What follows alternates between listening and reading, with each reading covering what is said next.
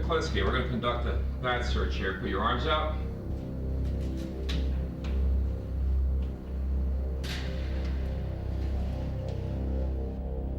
On May 25, 1988, Richard Kuklinski was convicted of multiple murder and sentenced to life imprisonment. This ended 30 years of cold-blooded killing by a master criminal police called the Iceman. Richard Kuklinski is one of the most dangerous criminals we have ever come across in this state. He murdered by guns, he murdered by strangulation, he murdered by putting poison on victims' food. He did all of this at the same time while exhibiting a normal, placid family existence. His wife, his children were uninvolved in his criminal activities. Yet, we are faced with evidence, convicting evidence of numerous grisly murders.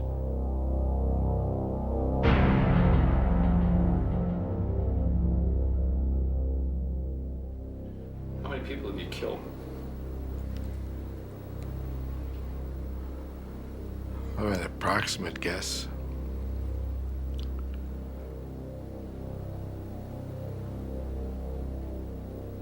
Approximate, we'll go with more than 100.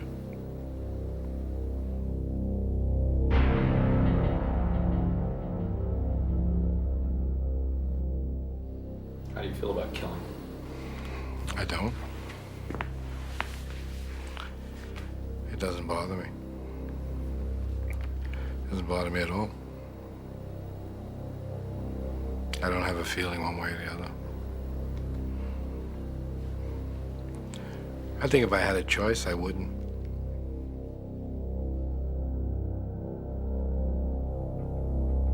The following program is based on 17 hours of an interview conducted under maximum security at Trenton State Prison. Law enforcement officials allowed our cameras unprecedented access in an attempt to uncover details of various unsolved crimes. It was also hoped that the interview would help to penetrate the mind of Richard Kuklinski, a mind made for murder. Richard, when you were on the streets, what kind of weapons did you use? When I was out on the street to do something, I carried 3 guns and a knife. I had a Derringer in each pocket.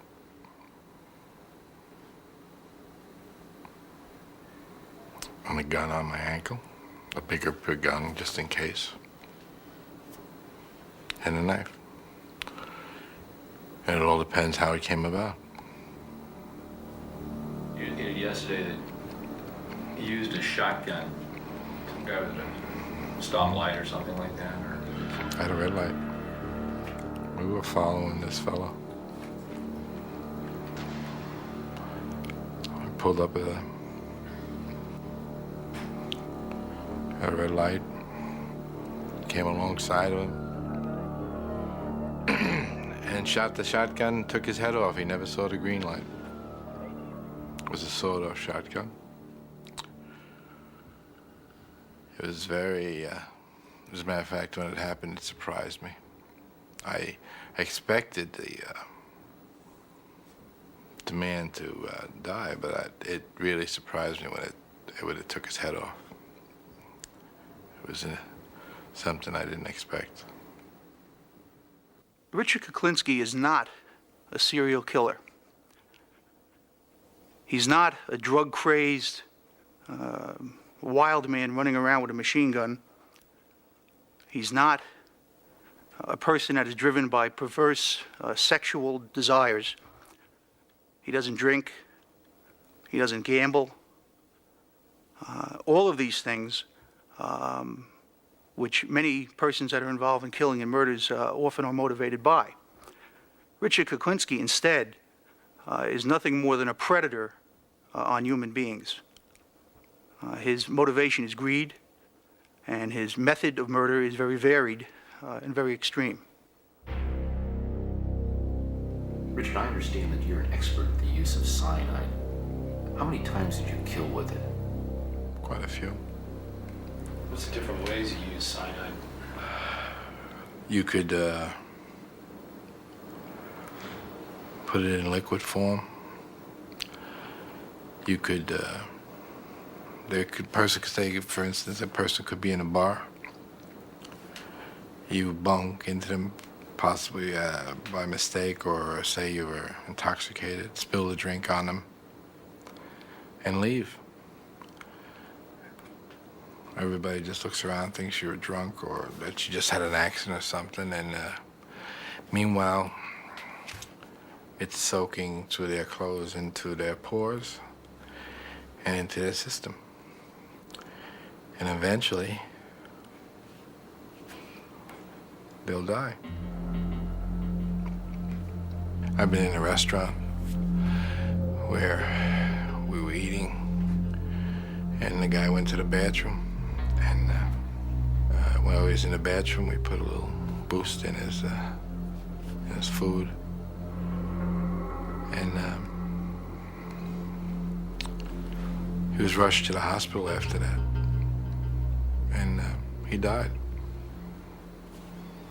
And they buried him. I'm not exactly sure what they put on, what they attributed his death to. But, you know, it wasn't homicide. Somewhere, and I don't know where, he picked up on cyanide poisoning as being a good way, a good, quick way to kill somebody. It's such a good way to kill somebody that that's the gas that's used in gas chambers. I mean, cyanide in a gas form, which is similar to cyanide in a being eaten form, kills very quickly. It kills faster than arsenic, faster than strychnine, and it's hard to detect if it isn't specifically looked for. He murdered, sometimes months apart, years apart. He used different methods. He would go so far as to plan in his crimes the actual deceit of law enforcement. By that I mean he would on occasion murder someone, cut their body, wrap them in layer after layer of plastic bags and material, and then deposit the body many, many miles from the murder scene. What is it to dispose of something? You throw it away. You throw it anywhere. It all depends if you don't want it found or if you want it found. If you want it found, it doesn't matter. You just leave it there. If you don't want it found, you could take it somewhere. You could bury it. You could put it in a big drum. You put it in the trunk of a car and have it crushed.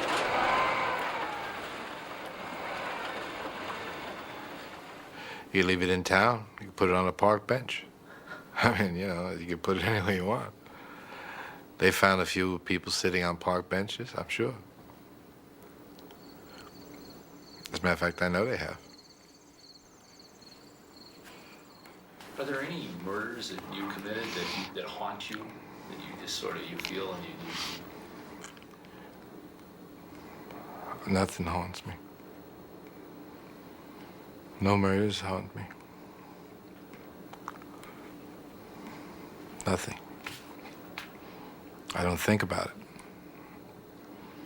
That's why it's hard for me to tell you. In order for me to be able to tell you when something happened, I'd have to think about when. If I think about it, it would wind up hurting me.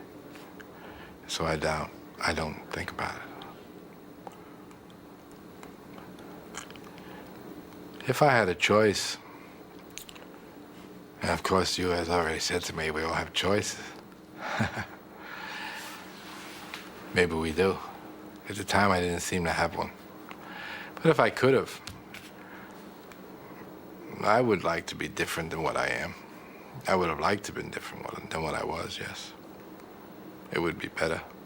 It would have been better for me. I would have liked to have had a better outlook on life.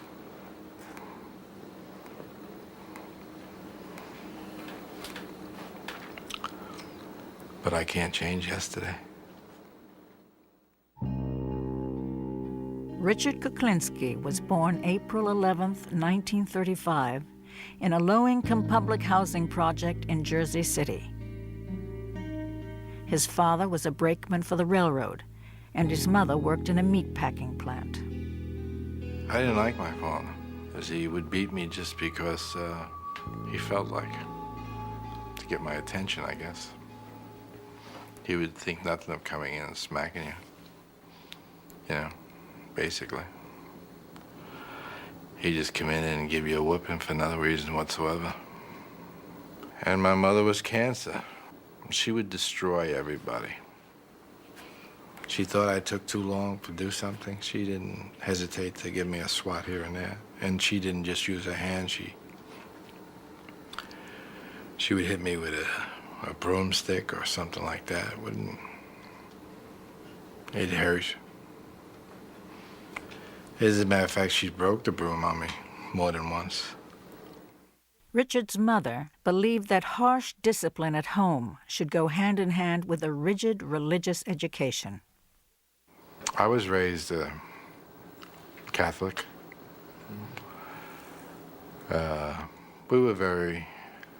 She was strict as far as the religion goes. I went to... Your mother? My mother, yeah. My mother, we went to Catholic grammar school. And we were raised with the Catholic belief. I was even an altar boy. But during the course of my life, I don't really believe it. It's just the way it happened. Didn't mean it to happen that way, but it just happened that way. When his father abandoned the family, Richard, a skinny, timid young teenager, was left to fend for himself. He was an easy target for street gangs, but by the time he was 16, things began to change. When I was a young man, I found out that if you hurt somebody, they'll leave you alone. Good guys do finish last. When I tried to leave everybody alone, just do my own thing, everybody just wanted to hurt me. Until one day I just decided, well, I've had enough of this picking. And I went upstairs and I took a bar, which the clothes used to hang on in the closet. And I went back downstairs and there were like 6 young men still figuring they were gonna mess with my head, and we went to war. To their surprise, I was no longer taking the beating. I was giving it. And that's when I learned that it was better to give than to receive. I've been known to hurt people for no reason. If you check out my background as I came up, I could be anywhere, and if somebody humiliated me, I would think nothing of hitting them with a cue stick. In an instant. And the only thing they might have done was made me feel bad or challenge my authority at the time. Kuklinski's reputation as a tough guy with a hair-trigger temper grew. By the time he was 18, the abused had become the abuser. It wasn't long before he committed his first murder. I got into a fight in a bar. We got into an argument, a fight. And I hit him with a cue stick.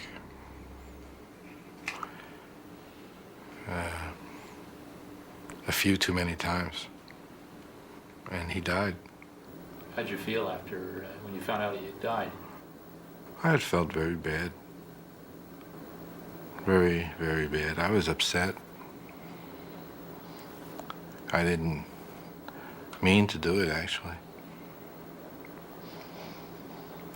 But surprisingly, I felt sadness, and after a while, I felt something else. I didn't feel sad. It was sad along with some sort of a rush that I had control. And if you mess with me, I guess it's, if you mess with me,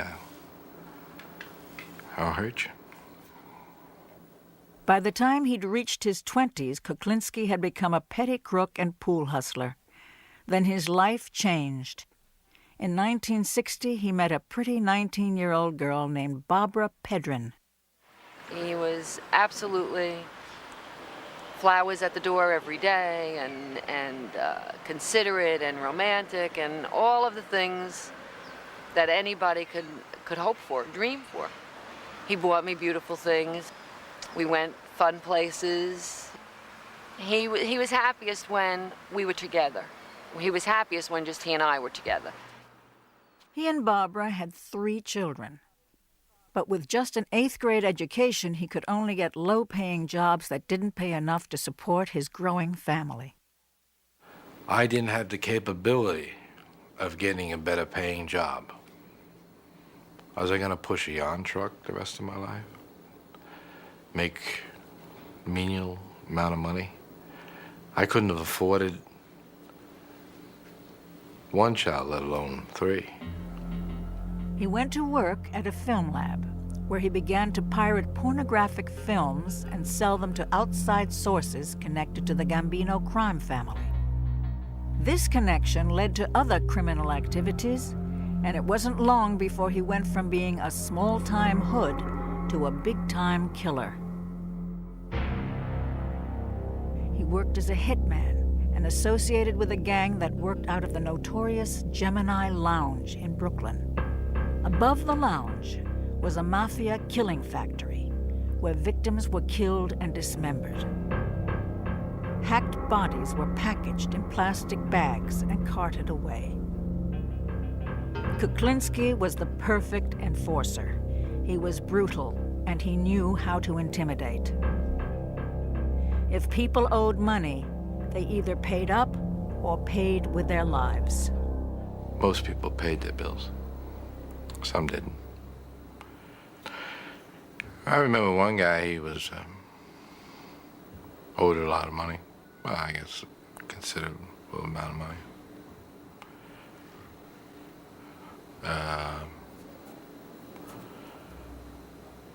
He hid behind, he thought he could hide behind a door. It was a nice door, expensive door. Anyway, most people don't realize that when you come to answer a door,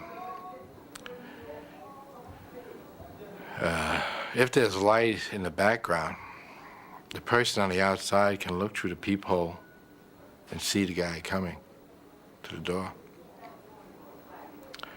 So he came to the door, I asked who it was, and he looked through the peephole.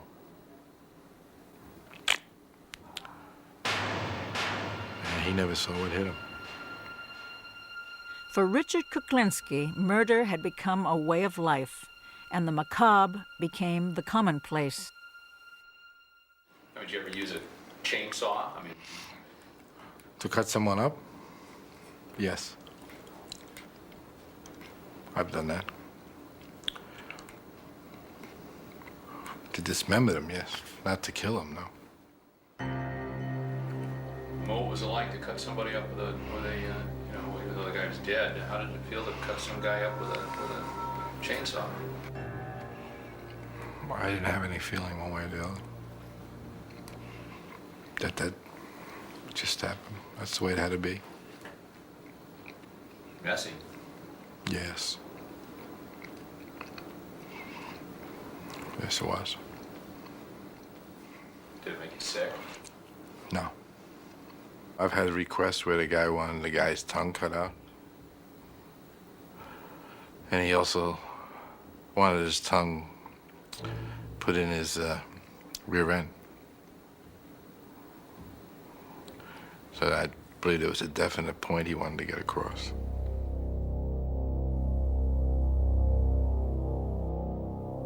I have an experience that I don't know if I should tell you. that it probably would offend a lot of people. I don't know. I don't think I'll go into that. Go ahead. Yeah, it's not a good one. No, go ahead. Tell him.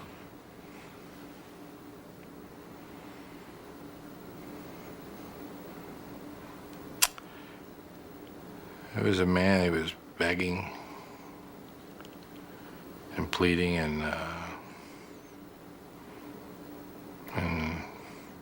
praying, I guess.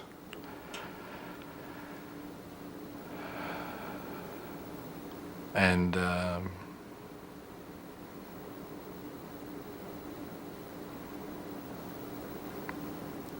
he was pleased God and all over the place.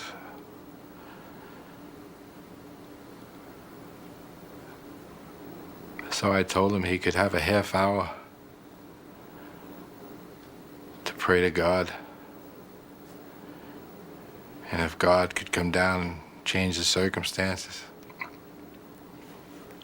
he'd have that time.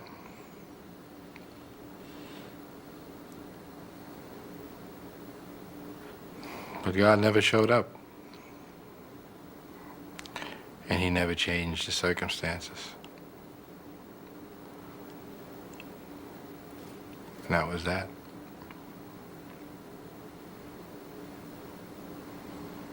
It wasn't too nice.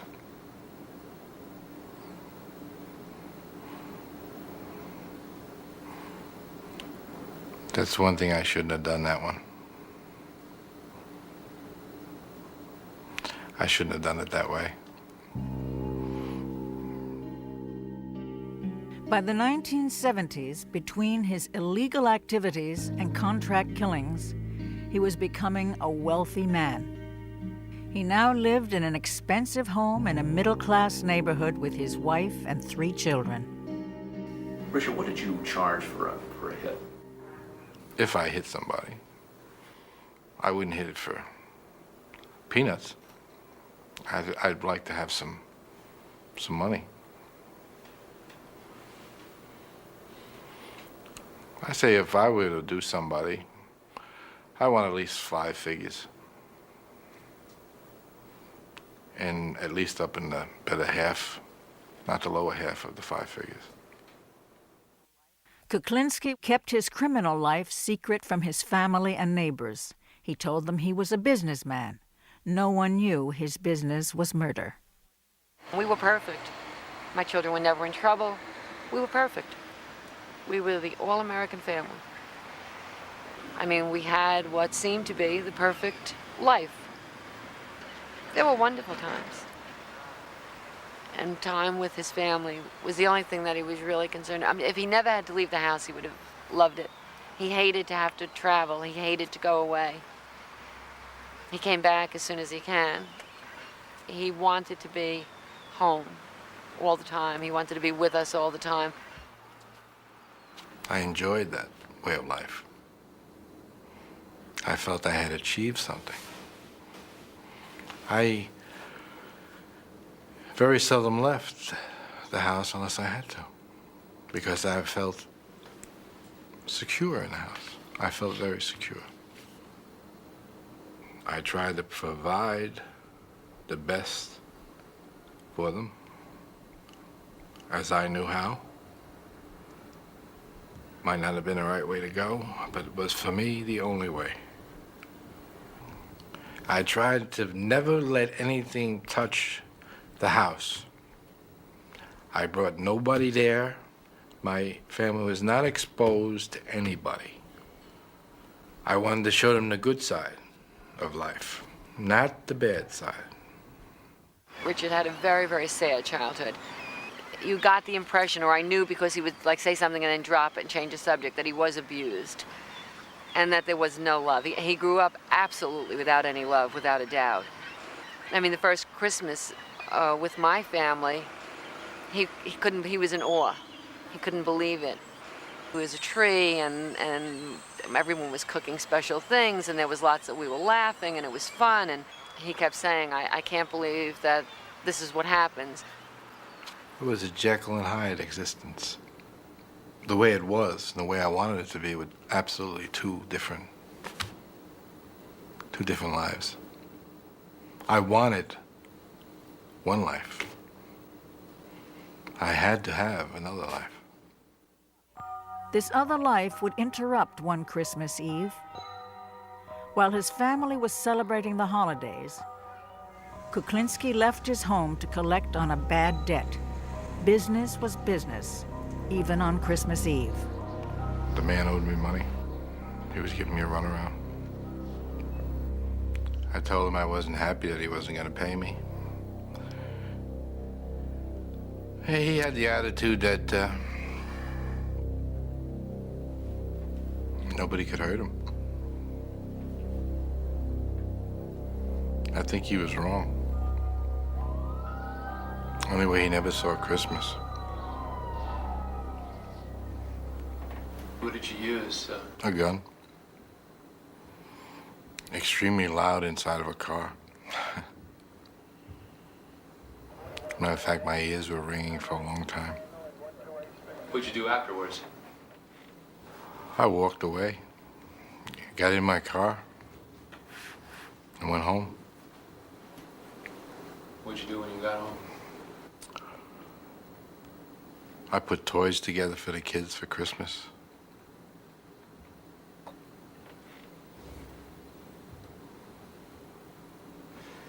I saw the broadcast while I was putting the toys together that came down. Mob-related killing. That was the first time I knew I was mob-related. How'd you feel?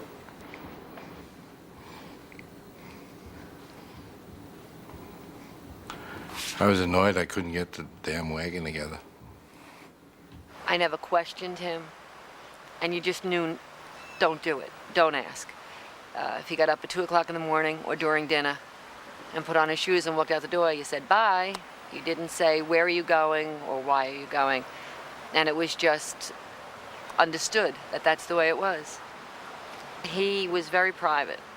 You only knew what he wanted you to know. By the 1980s, after 25 years of working as a hitman for the mob, Richard Kuklinski became the head of his own crime ring. He developed new ways to profit from murder. The case of Paul Hoffman was typical of the way he operated. On the afternoon of April 29, 1982, Hoffman arrived at a warehouse leased by Kuklinski. Like numerous victims of the Iceman, he had been set up for a phony business deal. Paul Hoffman was a pharmacist, and he was looking for a quick buck. He was out to purchase a drug called Tagament, which was at the time a wonder drug for ulcers. And he felt that if he could purchase a large quantity of this Tagament at a very low price, that he could indeed make a huge profit on that. And that was the alleged deal that he had with Richard Kuklinski. When Paul Hoffman showed up to buy the Tagament, he was carrying $25,000 in cash. He took the bag, door opened it, showed me a whole mess of money, a whole mess of cash. He said, look, I got the money right here. And he came back. He says, what are we gonna do? What are we gonna do? Well, how am I gonna get this merchandise?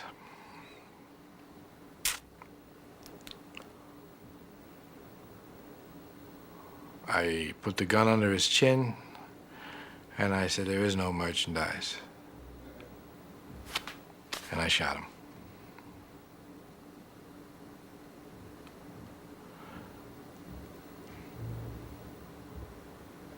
He didn't die. The gun jammed. He was gurgling. I had hit him. It was, blood was pouring out of his mouth. And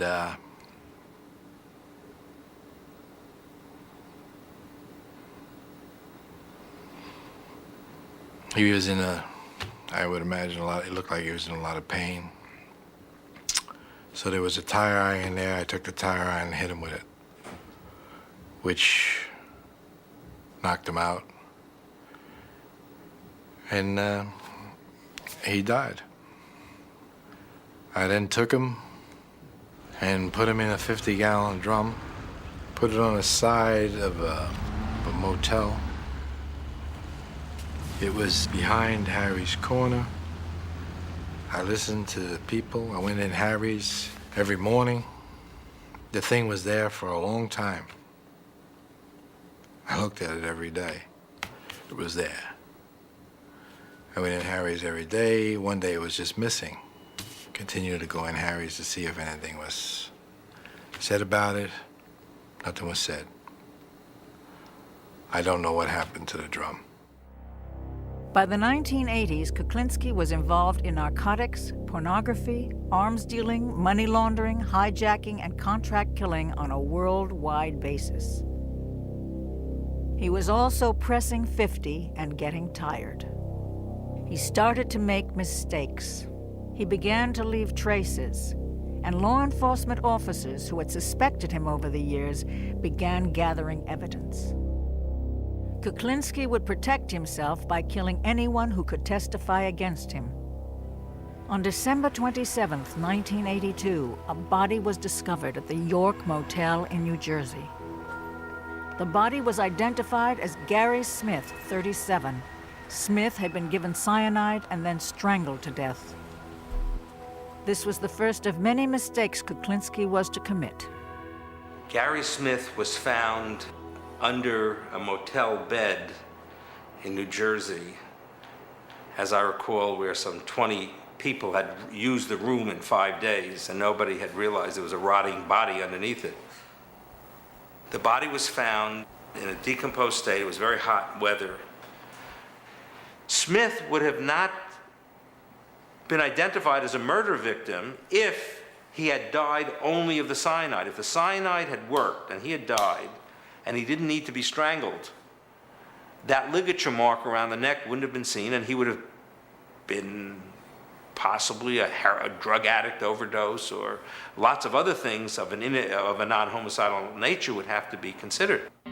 On September 25, 1983, the body of Louis Masgay was found. As he had done many times before to confuse the time of death, Kuklinski had frozen the body in an industrial freezer. This was the murder that earned him the name of Iceman. This murder was also his second deadly mistake.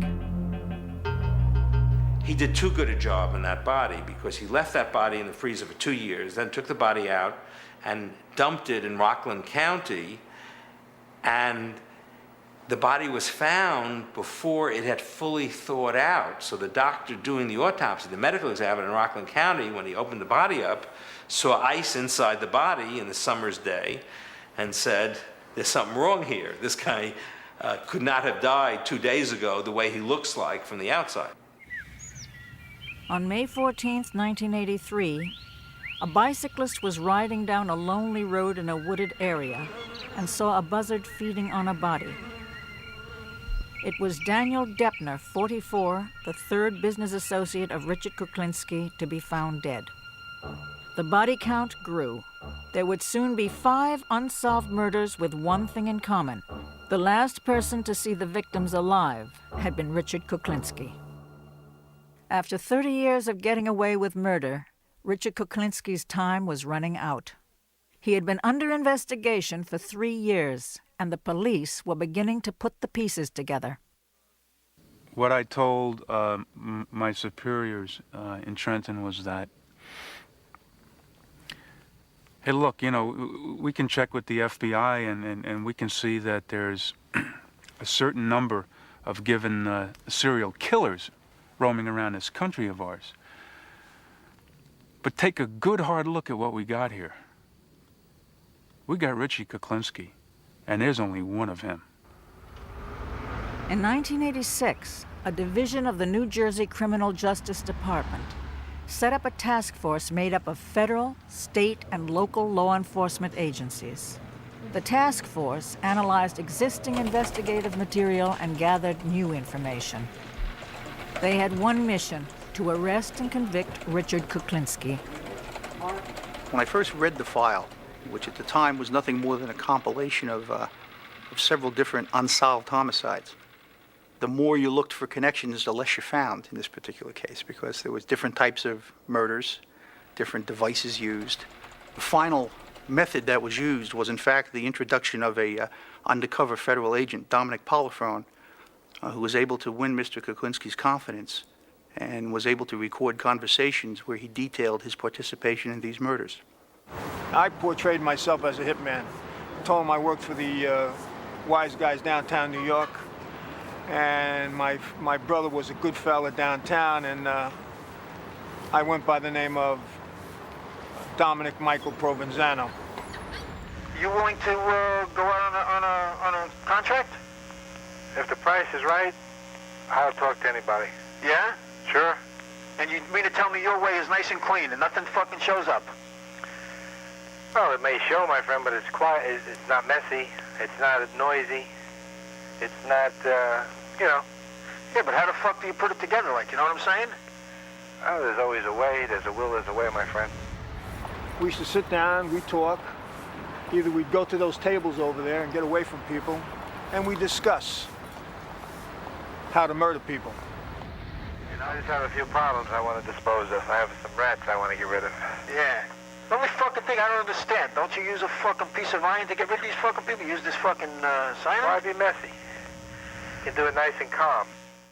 It became apparent at later points in the investigation that Mr. Kuklinski fully intended on murdering Dominic Polifrone, in addition to the victims that were being discussed at the time they were having these tape-recorded conversations. So he could pretty much tell Dominic Polifrone anything, because he knew shortly that he had plans for Mr. Polifrone too. You put that stuff in a mist, you spray it in somebody's face, and they go to sleep. No shit. As long as he's dead, that's the bottom line. Well, that's the thing, isn't it? No matter how it was done, I mean, I know guys that went to sleep and never woke up again. I mean, you know. He says he had one guy, he went and get a hamburger, they come back and he put the cyanide on his hamburger. And we're sitting down and he's telling me, he says, you wouldn't believe it. He says, I'm waiting for this guy to keel over. He says, because once you eat cyanide, usually you'd roll over and that's it. He says, this guy had the constitution of a fucking bull. He says, you wouldn't believe it. He says he wouldn't die, and we're both laughing about this. And I'm saying in the back of my mind, I said, holy God. I said, look at this. I said, what kind of person is this? I said to myself right there, I said, you better cover your butt. I said, because you just don't know with this guy.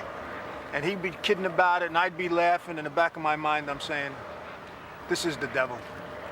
No question about it, this is the devil.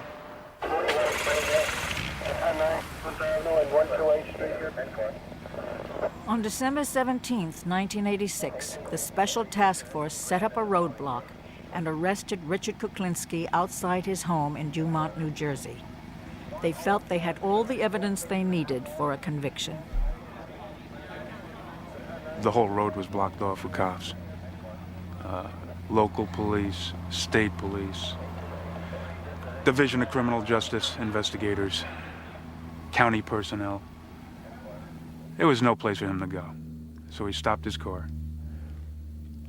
He was told to get out of the car, and he did not. So he was taken out of the car, and he was placed face down on a street in a position where we thought we were safe. And then I handcuffed him. That guy's big. I did everything I could to get one click on the handcuffs. And later on, I tried to put leg irons on him, and there's no way they would go on. They just wouldn't go on. Law enforcement authorities have arrested one of the most notorious contract killers in state history. A self-employed Bergen County man is behind bars, charged with 5 murders, and prosecutors are investigating his involvement in dozens more. This is unwarranted. Unnecessary. These guys watch too many movies. He is such a cold-blooded killer, they call him the Iceman. After being convicted of 2 murders, he confessed to 2 others in court today. I shot George Malvin 5 times. Louis Masgay on July 1st, 1981. I shot him once in the back of the head. When the judge asked him why he had killed the 2 men, Kuklinski replied, It was due to business. Dominic Polifrone's tapes had nailed Kuklinski, but in court, the Iceman greeted the undercover cop with a smile. He seemed to be quite cheery about saying hello to you. Well, I reciprocated. The only thing is, I'm going home, and he's going to a different environment at the present time.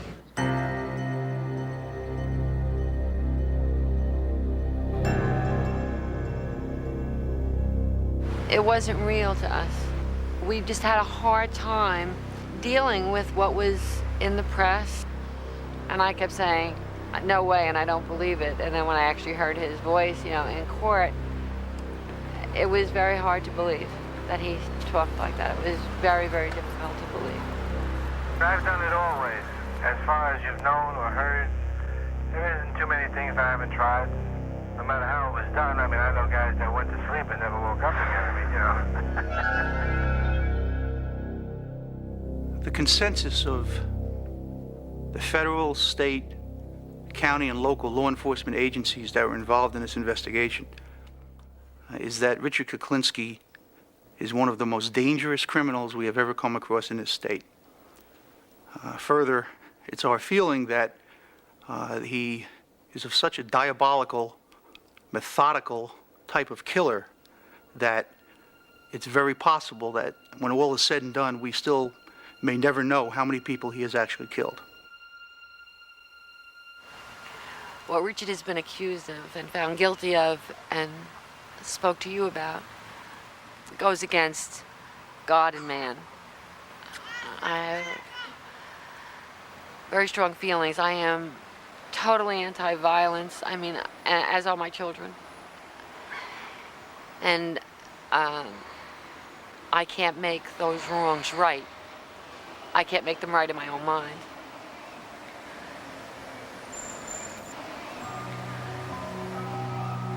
We are Richard Kuklinski's family, and we aren't ourselves anymore.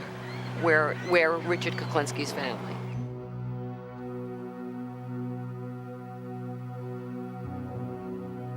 I've never felt sorry for anything I've done other than hurting my family. The only thing I feel sorry for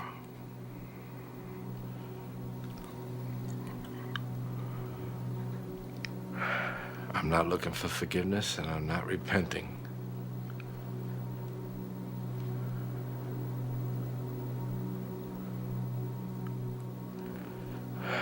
No, I'm wrong.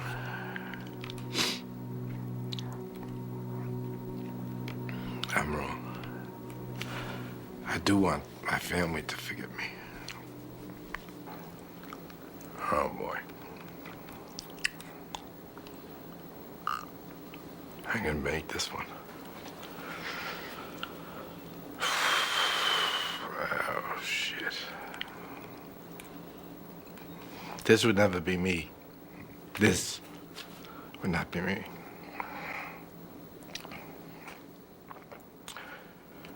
I feel for my family.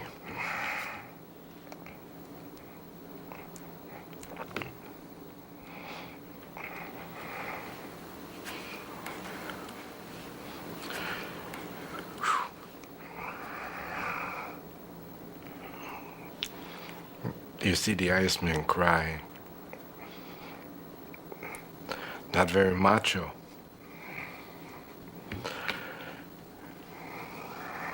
But I've heard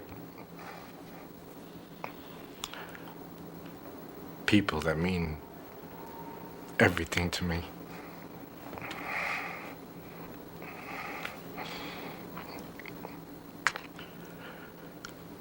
But the only people that mean anything to me.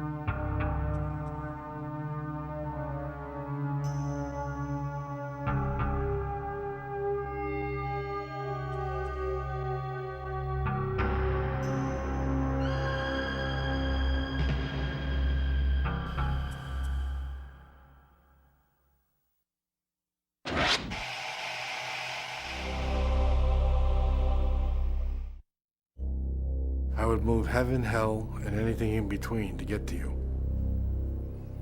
You wouldn't be safe anywhere if I was mad at you. And that's not bull, Dip, that's truth. I've went up against people. You could pull a gun on me, and if I'm mad at you, I'm coming forward. You'd have to shoot me to stop me. And if you don't kill me, you're stupid.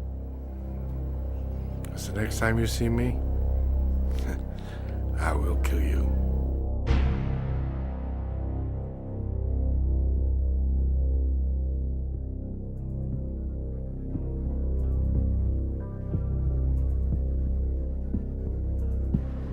Mr. Kuklinski, we're going to conduct a flat search here. Put your arms out. In 1991, Richard Kuklinski, a contract killer known as the Iceman, was interviewed by HBO for an America Undercover special. How many people have you killed? Oh, an approximate guess.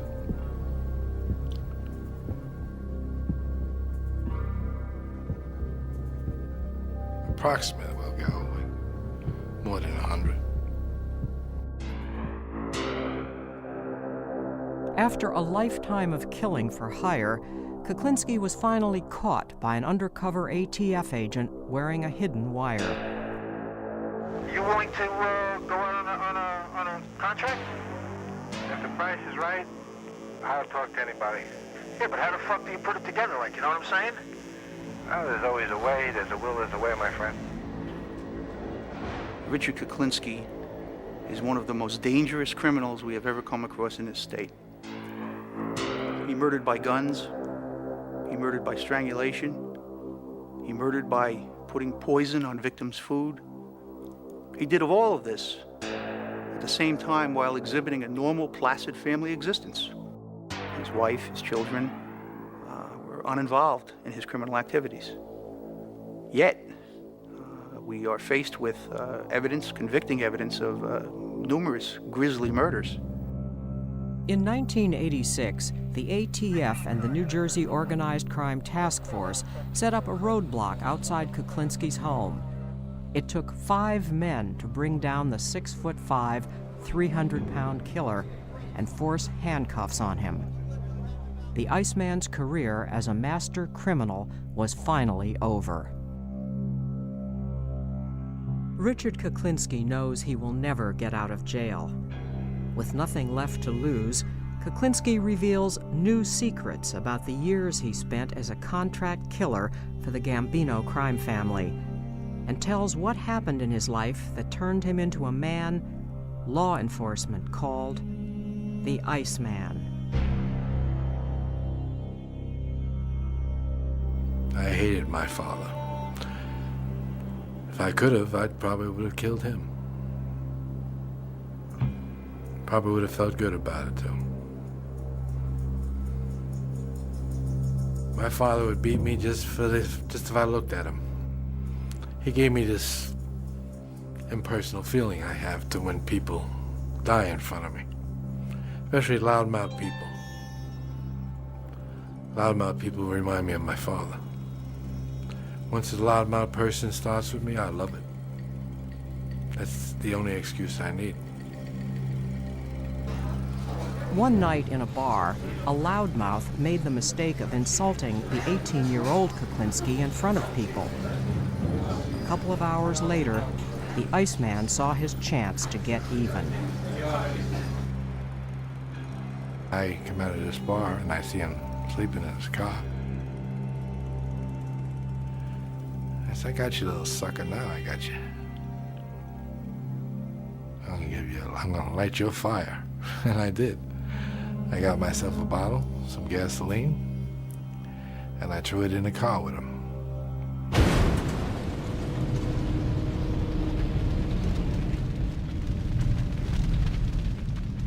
And he was screaming and yelling and burning, and the car burned. And I could smell him. I walked down the block and I could hear him as I turned the corner. He was still yelling.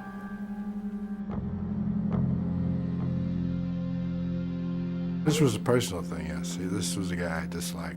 What did he do to you? He made me mad.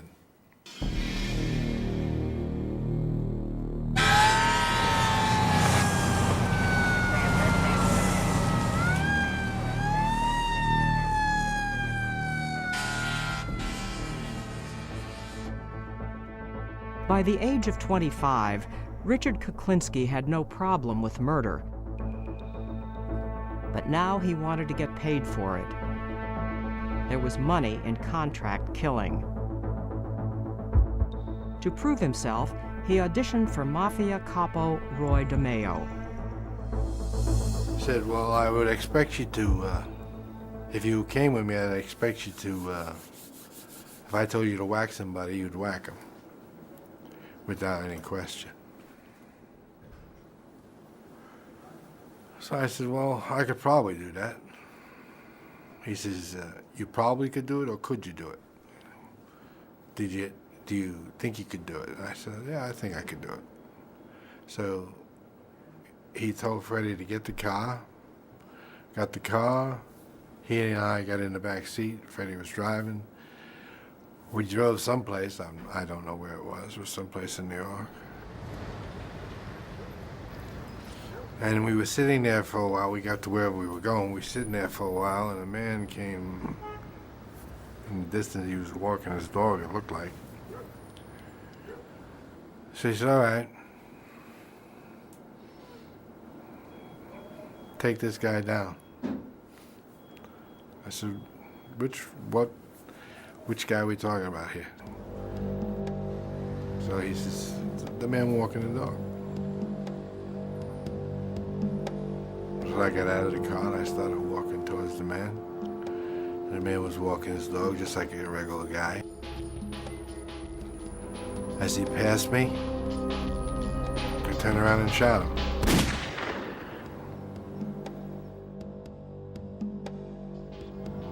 Freddie and Roy pulled up in the car, I got in the car, and we drove away. And that is how I got involved with Roy, with doing things like that.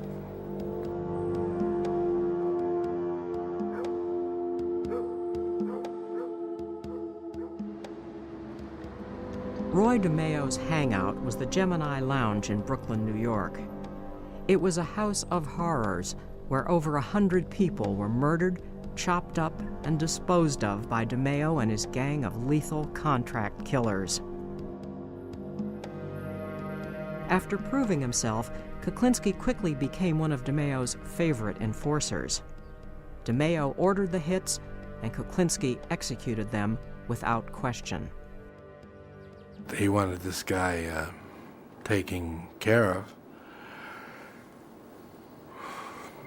but he wanted to talk to him first.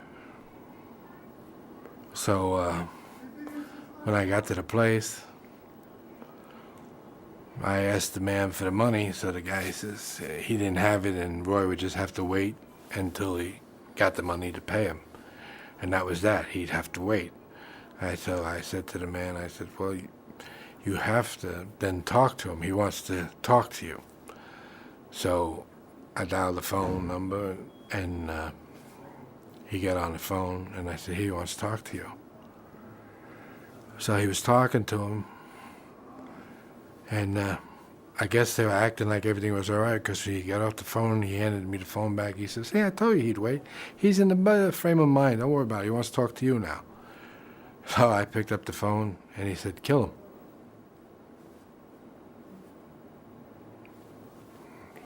So I shot him. Hung up the phone and walked away.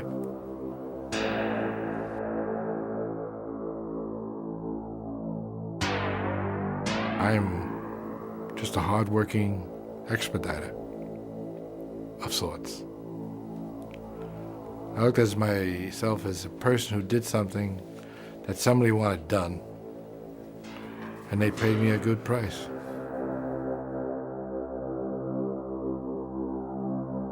In the early 80s, the Gambinos were feeling the heat of an intense investigation, which reached as high as their boss, Paul Castellano.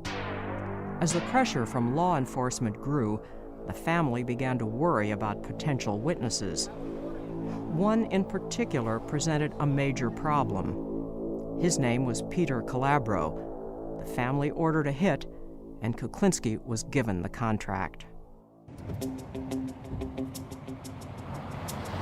On March 14, 1980, Kuklinski drove for hours on a snow-covered road in Saddle River, New Jersey, waiting for a call to come through on his walkie-talkie.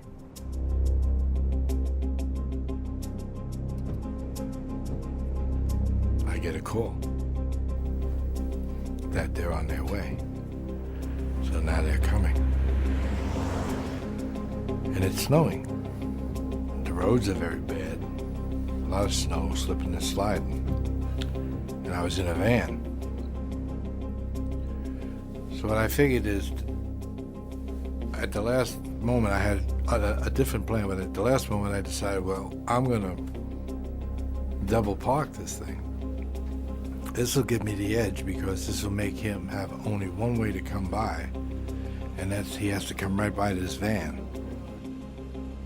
And I go to the back of the van, and I go out the back door.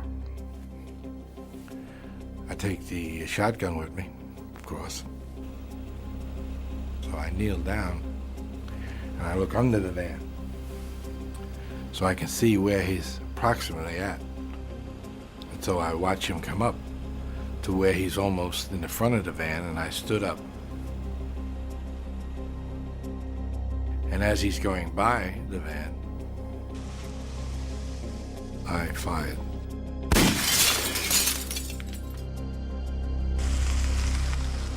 I never knew the man, you know, what he looked like or what his job was. Then I found out the next day that he was police.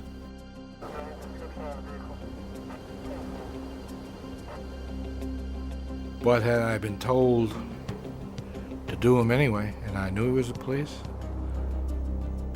I most likely would have done it anyway. I don't think I would have said no. Kuklinski had killed a cop who had gone bad, selling information to the Gambinos. A cop who was eliminated before he could turn state's witness. For Kuklinski, contracts like the Calabro murder were strictly business. They gave him the money he needed for his family. The Iceman was leading a double life. He lived on a quiet street in Bergen County, New Jersey, surrounded by neighbors who had no idea they were living next door to a mafia hitman. He was determined that no one, not even his own family, would ever find out who he really was. I never questioned him, and you just knew, don't do it, don't ask. If he got up at 2 o'clock in the morning or during dinner and put on his shoes and walked out the door, you said bye. You didn't say, where are you going or why are you going? And it was just understood that that's the way it was. I was the happiest when I was with Barbara. Never involved her in anything I ever did. Never told her anything I did. If I did, I probably would have shocked the pants off her. She knew I had a violent temper, and I did have a violent temper. But I don't think she thought I would go as far as I did go.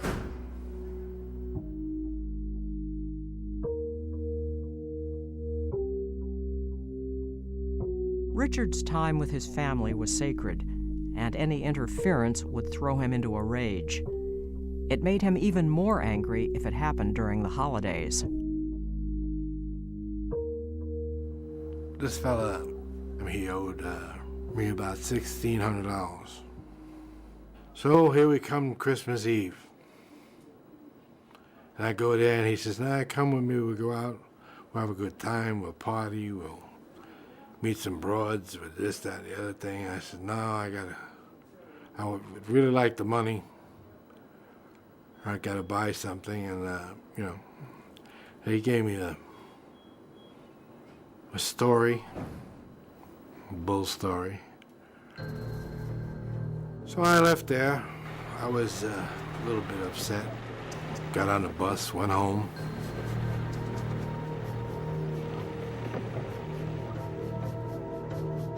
I was putting the toys together for the kids, and this thing was really bugging me. It was annoying me. It was just making my whole disposition bad. Thought just occurred to me, this is bullshit. It was Christmas Eve, after midnight. His family was sleeping. Kuklinski got in his car and drove to New York City. I went to the bar.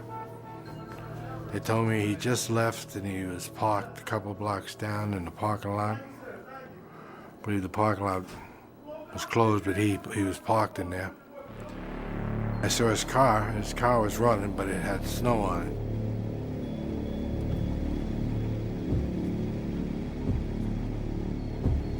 So I knocked on the door, and he said, hey, how are you? Glad to see you. Come on, sit down. So I go walk around the passenger side, sit down, I'm talking to him. I said, look, I really need the money.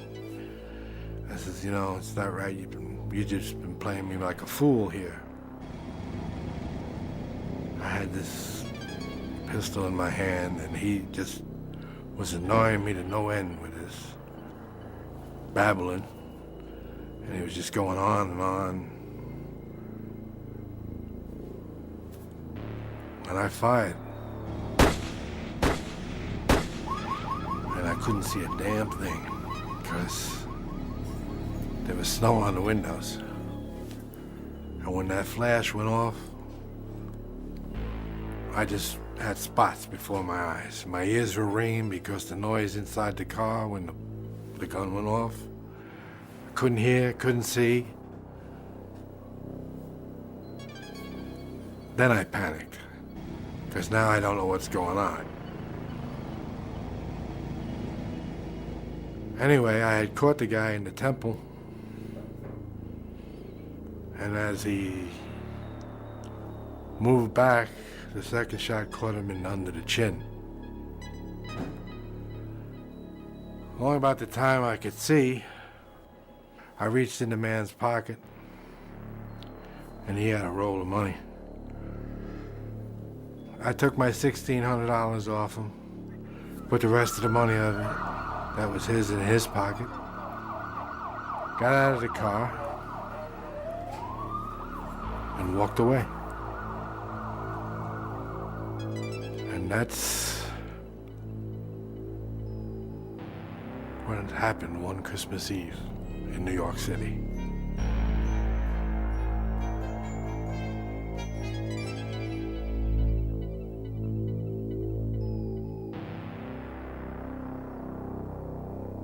The Iceman had killed by gun, by knife, by Molotov cocktail and cyanide. But he also liked to experiment.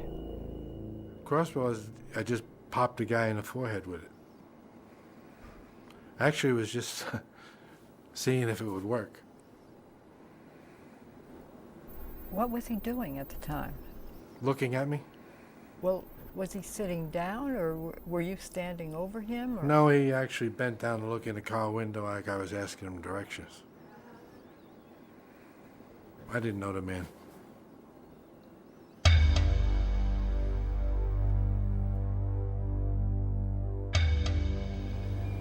Was this a contract murder, or was it something out of anger, or was it a personal thing?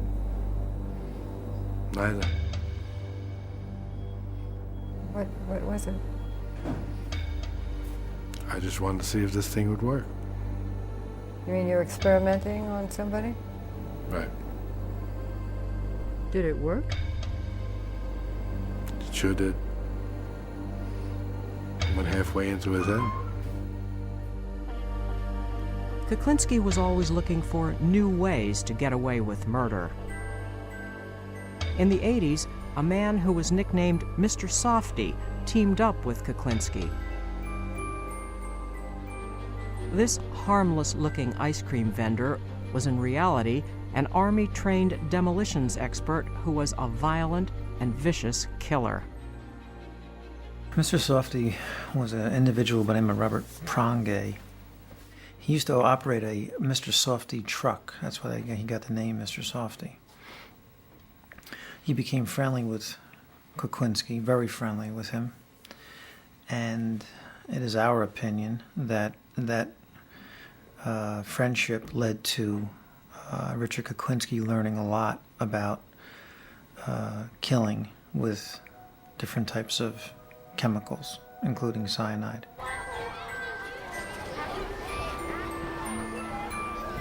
He taught me a lot, basically. But he was extremely crazy. But he would read all kinds of books on destruction and all kinds of ways to destroy somebody. He used to go around this Mr. Softy truck. That's how he used to spot people and get the outlay of the land, you know, where they were and easy ways. And sometimes he'd do it right from the truck. And he sold ice cream? Yes, he did. Sold Mr. Softy. He had one of those Mr. Softy trucks. Did you ever see them? That's what he sold. And he sold ice cream to the little kids in the neighborhood? Yes, he did. And that's what he did. He'd go into these neighborhoods and sell ice cream to the kids and maybe kill one of their fathers.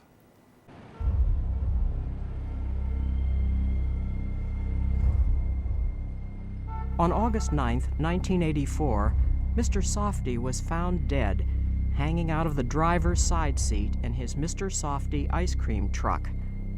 He had been killed by multiple gunshot wounds to the head.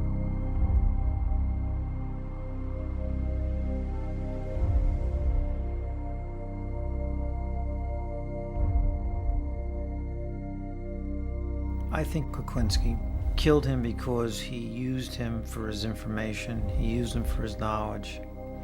He probably brought him around, brought him with him on certain jobs that he did. And it was time for the boss to make the decision that he didn't want any more loose ends. He may have said something the wrong way to Richie.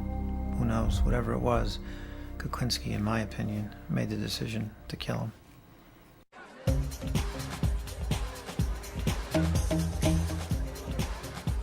After Prongay's murder, Kuklinski was hired for a dangerous contract no one else would touch.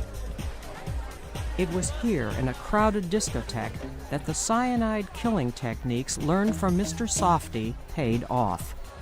Couldn't get to this person. He was in a disco. So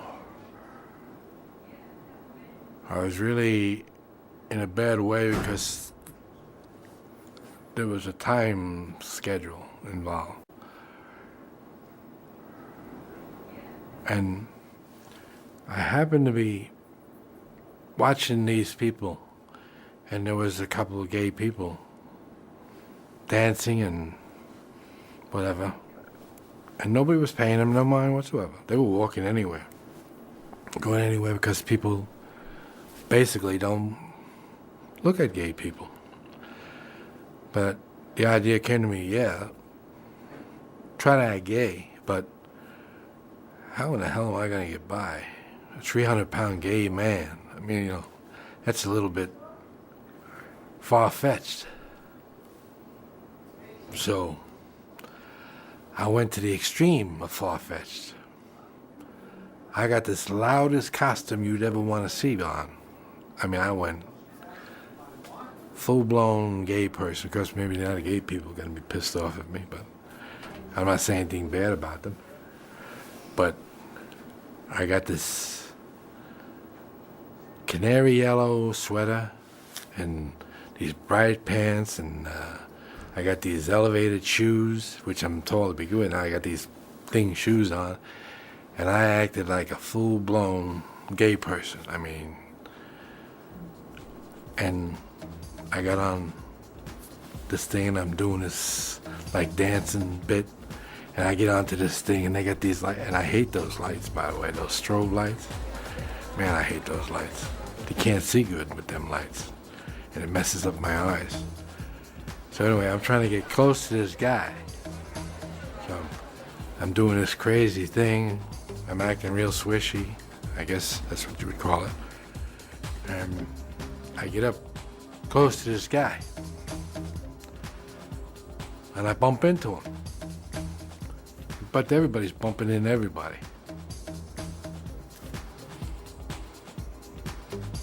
And he had a heart attack.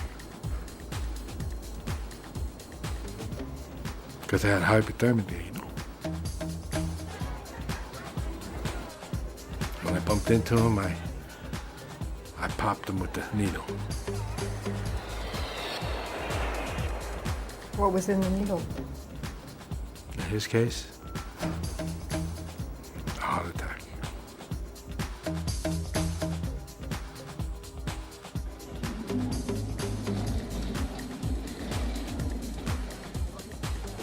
There was no doubt that Richard Kuklinski was a stone-cold killer, and most people thought that's why he was called the Iceman.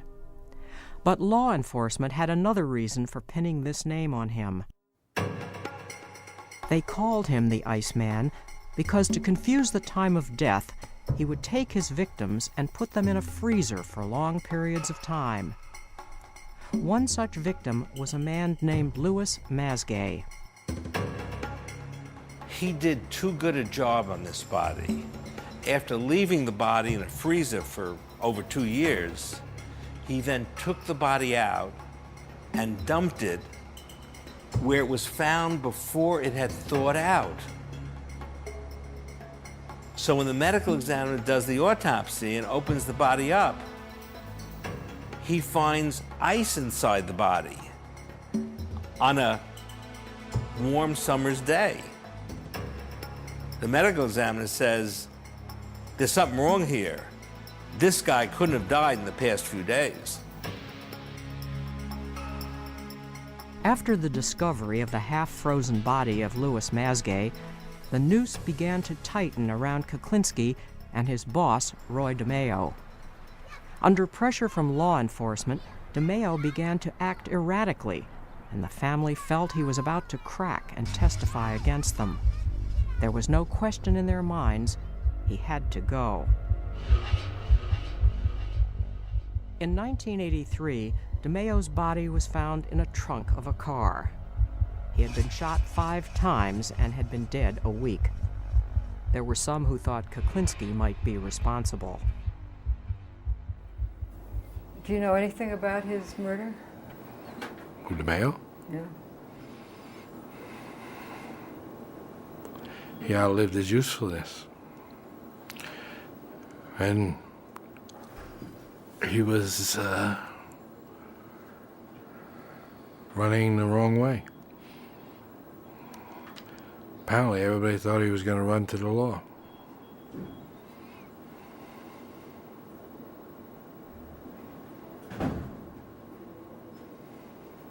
What did you feel when he was killed? What did you feel about it? I was all broken up over it. I got a bridge for you, too, I want to sell you. What? I got a bridge for you, too. I want to sell you a bridge. I wasn't broken up over, that was my attempt at levity. But I thought at the time we couldn't happen to a nicer person. If somebody had to die that day, it was a good day for him to die.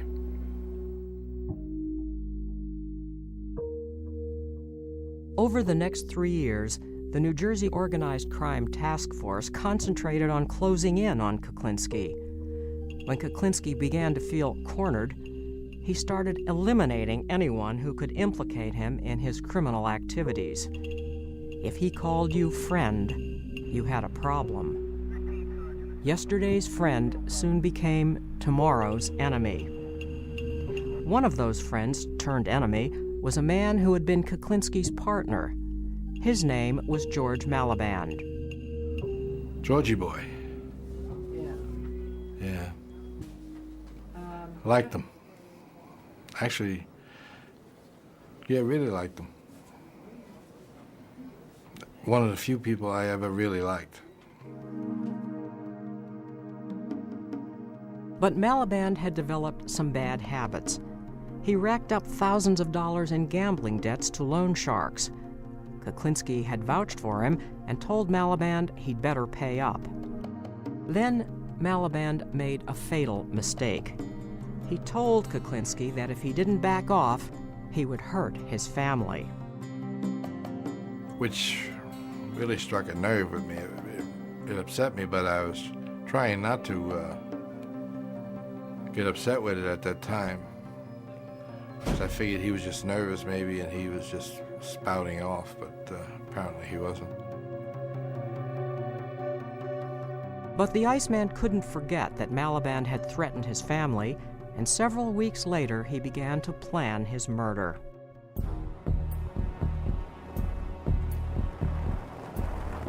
We got in the van, and I said, George, you really sincere with the fact that you had hurt my family and to get back at me? And he said, that's the only way I could get you. I could get over on you, or get you to do what I wanted you to do, is to hurt your family. I said, but that's a stupid thing to say, George. I said, knowing how badly or how sincere I am about my family, I said, for you to say something like that, you must realize you're going to make me mad. He said, no, you won't be mad. He said, because you'd be afraid that something would happen to your family. I said, well, you're very wrong about that, George. I said, because I'm going to put a stop to that. As a matter of fact, I'm going to put a stop to that right now. And I shot him 5 times. I could see them entering, because he was right here. We're sitting in the van, I'm in the driver's seat, Georgie boy was over here. In the next seat, which was, just like that. And I went pop, pop, pop. And I went pop, pop. And I could see the material moving on his jacket as these things. Actually, they made little marks on it. On the jacket, I guess they were burn marks. So. Kuklinski's favorite way of disposing of bodies was putting them in barrels, but with a 6-foot, 300-pound George Malaband, it wasn't easy. So when I got him in, I had a problem with one leg. I had a hell of a problem with the leg, I'll tell you. No matter what I did, I couldn't get that leg in there. So I had to cut it. And put the top on. And I drove down to Jersey City, where I dumped him.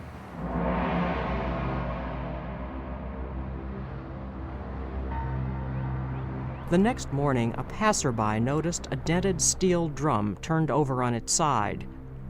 When he walked over to get a closer look, he saw a pair of legs, one of them bloody and hacked. The body was George Malaband.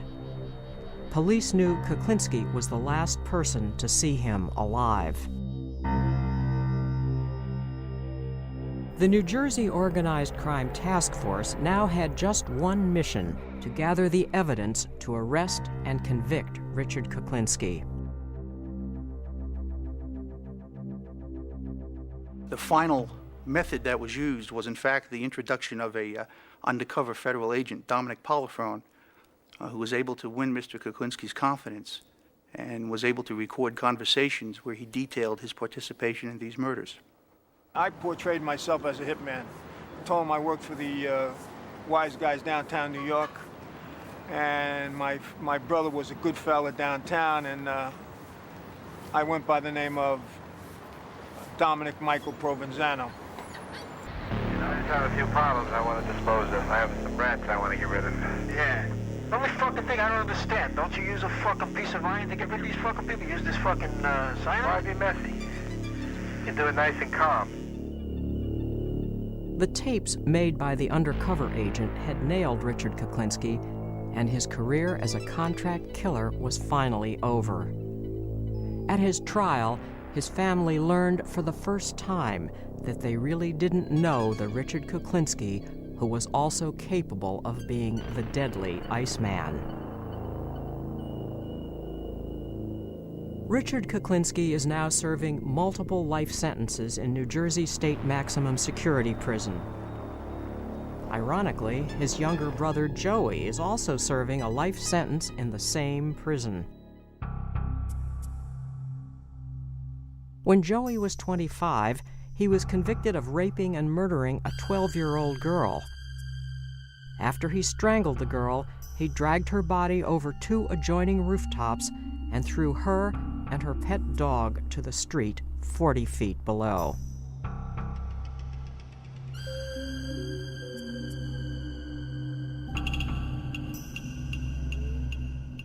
You want to talk about your brother, or? What do you want to talk about?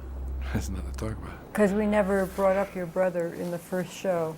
Well, you want to talk about him? We'll talk about him. He's been here for 25, 7 years, something like that. He's been here a long time, 25 years, I think. Don't hold me to that exactly, but I'm pretty sure it's pretty close. And he's here for murder. Yes. What happened? How old was he when? He was a young man. He was in his 20s, I believe. And what went wrong in his case? You think he still was a product also of, what you went through? We come from the same father. Do you see him, Richard? I pass him. What do you say? Just hello and keep on walking? How you doing, Joe? How you? Take care. That's it? Told you I have dual short stories. That's being over-friendly with my brother. Does he try to talk to you? He says less to me, as a matter of fact. Sometimes he doesn't even answer me, I don't think. Thinking about it. That's too bad. Depends how you look at it. If by some miracle, Richard, you got out of here tomorrow, let's say. But let's, for the sake of argument, what would you do? Would you go back to that life, or would you do something else? No. It's past me now.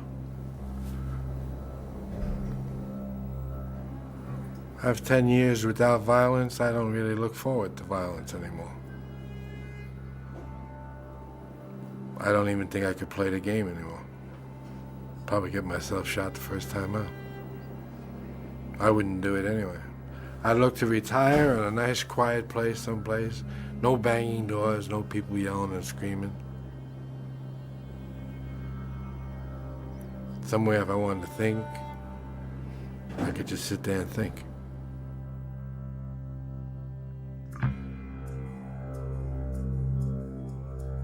Is there anything you wouldn't do, Richard, for a contract murder? Yes. What wouldn't you do? I wouldn't kill the child. And most likely wouldn't kill a woman.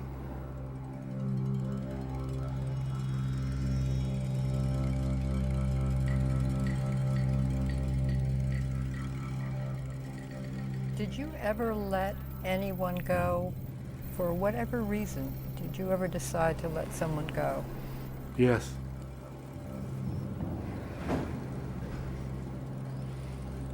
But then I thought better of the idea and shot him anyway. Did you ever murder anyone you liked? All my friends did. At one point in time, I'm sure I liked them. But not at the moment of killing them. I might have even liked them then.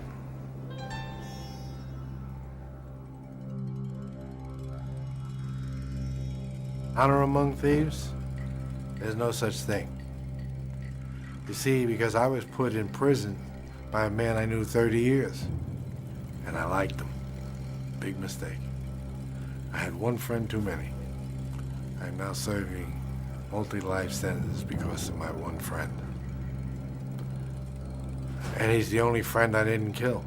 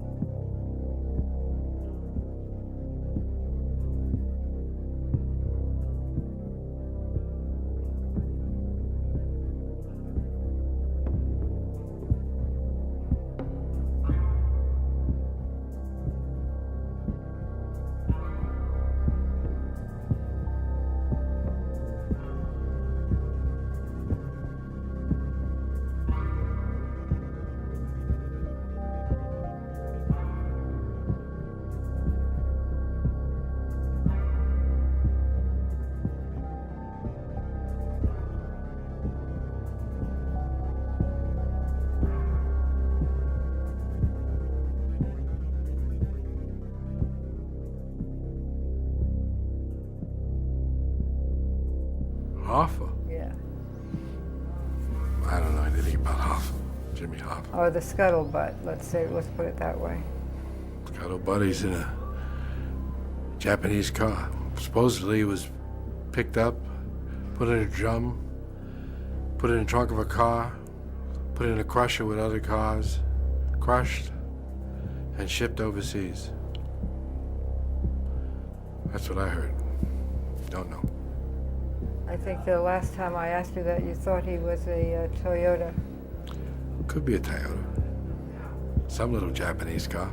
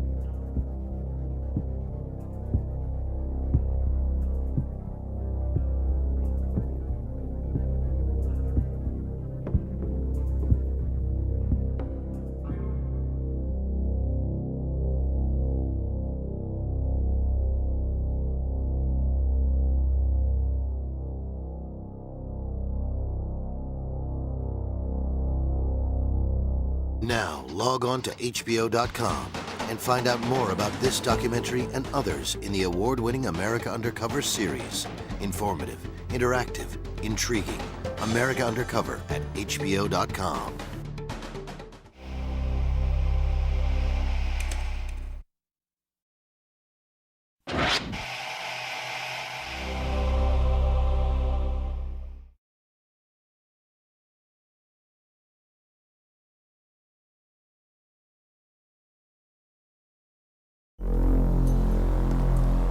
In two previous HBO programs, Richard Kuklinski, known as the Iceman, who is serving multiple life sentences, answered many questions about his brutal, cold-blooded killings, solving many cases. But the unanswered question remains, why? I was a person who was able to hurt somebody at any given time with no remorse.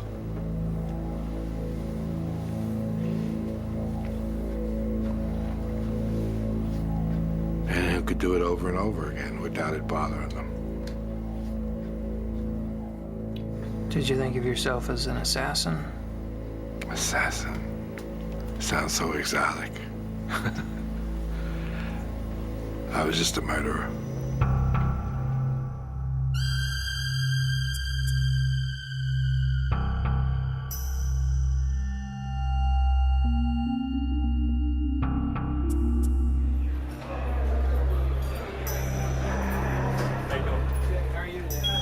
In July of 2002, HBO invited Dr. Park Dietz, a world-renowned psychiatrist and consultant to the FBI, to search for an answer to the mystery of the twisted criminal mind of Richard Kuklinski.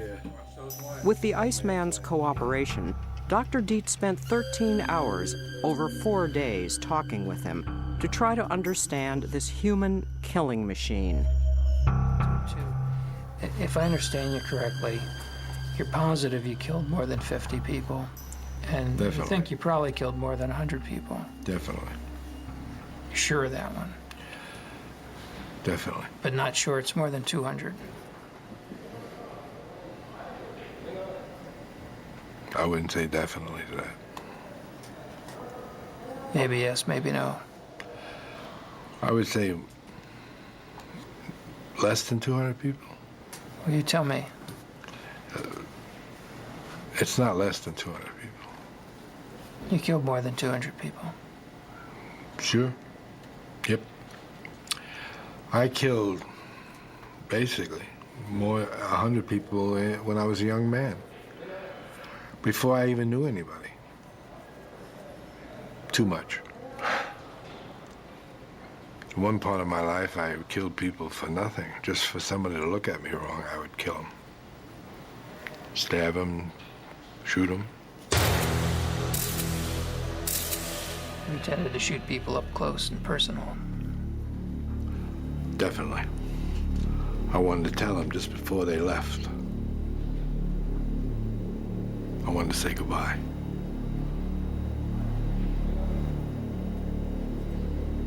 Did you like to look them in the eye? I wanted them looking straight at me.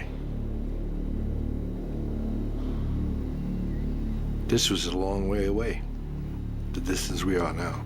We were closer. What did you want them to think as they died? Just see my pretty face. I take it to them. What the last thing they ever saw was me. And if they carry that glimpse to eternity, infinity, or whatever it is, they're gonna be thinking of me all that time. I'd be looking in their eyes. I would see the blankness come over it. I'd watch them die. I just didn't shoot them and walk away. I saw the surprise, the shock, the blank. Psst. They're gone. And all I saw was my reflection. But that's it. Did you have a favorite place you'd like to shoot? A favorite? Yeah. Well, most of the time, if you're up close, you shoot them under the chin. You would shoot him. Shot a guy one time in his Adam's apple. See how long it would take him to die. How long did it take? A few minutes. He drowned, actually. He didn't. Drowned in his blood? Mm-hmm. I was with somebody else. We had a $50 bet. I lost. You thought he'd go faster, huh? Yes. Do you know what an adrenaline rush feels like? Oh, yeah. What will give you one? Sex. It's the only one. I don't really get anything from hitting anybody, hurting anybody, shooting anybody. Does nothing for me. The only thing that gives me pleasure is sex. Well, that's a different kind of pleasure than what an adrenaline rush It's the only pleasure I get. is. Yeah. If I were to beat somebody up, it would do nothing for me. If I knocked him down and stepped over him, that's why you see it doesn't bother me. I don't care to hurt anybody. It does nothing for me. Killing someone else. But you could never get a feeling out of it. I never got one, though. It was disappointing. That's when I figured I must be crazy. Because I figured some of them should have some kind of a feeling. Something. The Iceman sessions with Dr. Dietz reveal that even at the age of 10, Richard Kuklinski was already showing signs of pathological behavior. How were you with animals at that age? Deadly. Cats, dogs? Cats, dogs. I used to tie two cats' tails together. I throw them over a clothesline and watch them rip each other apart. How long does it take? Not long. Do they both die? I don't know. I never stood around to see the final thing. I would say eventually they both died because they were both pretty well tore up. It's gotta be noisy. It was quite noisy. What else would you do with cats?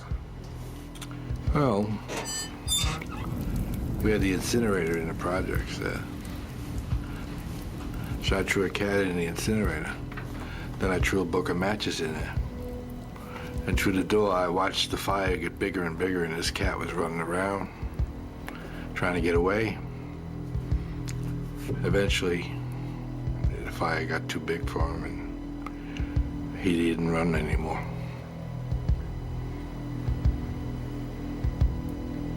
You only did one cat? No. That was a pastime. Did they all behave the same way? Most, one almost got out the door. He almost jumped back up, came out the door, I threw him in. Because that's where I was looking, and he almost came back out. How about dogs? I've kicked them off the roof. Tied them to the back of a bus. Then they'd just be dragged once they got tired. Never saw the end of those things, so just did it. Do you remember any feelings associated with it? I don't think so. Might get maybe a little excitement.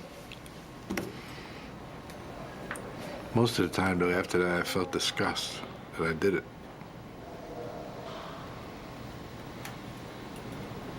Because I didn't really do anything that took any kind of a challenge. I just did it on some kind of helpless nothing. They couldn't stand up to me anyway. And you'd be alone when you did this? Yes. Did you say you were bored? Mm-hmm. Is that mostly what it was about, fighting the boredom? Probably. When you had nothing to do, so look for break the monotony. Richard's father, Stanley, was the adult who had the most impact on his childhood. It was from him that Kuklinski learned how effective violence could be. What's the worst beating you ever took from your old man? I don't think there's much difference in any of them. They were all pretty bad. He left his mark on me, pretty much. And he did most of that before you were, what, 11? Yes, I was young. And was that worse when he was drinking? With Stanley, it didn't really matter whether he was drinking or he wasn't drinking. He was a nasty son of a bitch, and he always will be till the day he died. And when he died, he was a nasty son of a gun. Did you go to his funeral? No, I didn't. Was there one? Yes. I didn't like him in life. Why would I want to go see him in death? I was glad he was dead. How about your mom? How was she? Over the years, I got to dislike my mother a great deal. But now that I have more time to think about it, she was just a victim of her own life. As a kid, how did you see her? Hateful. Disliked her a great deal. She didn't believe in sparing a rod either. I mean, she used to hit me with a broomstick if I did something wrong. Where would she hit you? Whoever it hit.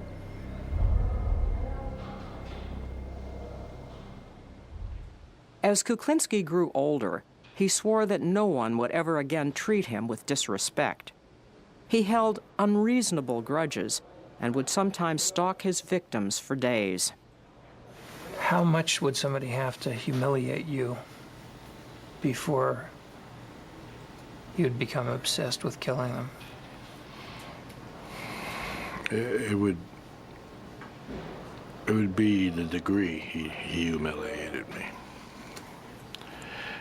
If it were not much, and it would be the time. It would be how my attitude was. If I was jumpy or edgy, it wouldn't take much. If I was passive, then he might get away with it. But no one really knew. I took a guy down one time, just following him around. He was with a few people. Now, as they went to the bar, this person decided he couldn't wait to get inside to urinate. He never did. Everybody else went in. He stayed outside to urinate. He urinated. He went comfortably anyway. He had an empty bladder. But I actually strangled him. From behind, I assume. Definitely.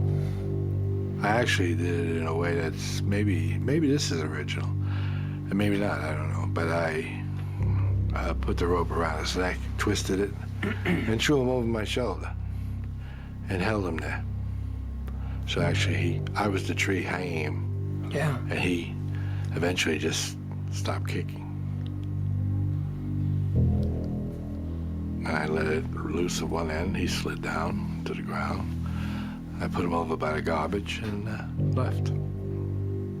Had you brought a length of rope with you? No, actually, this guy, these people had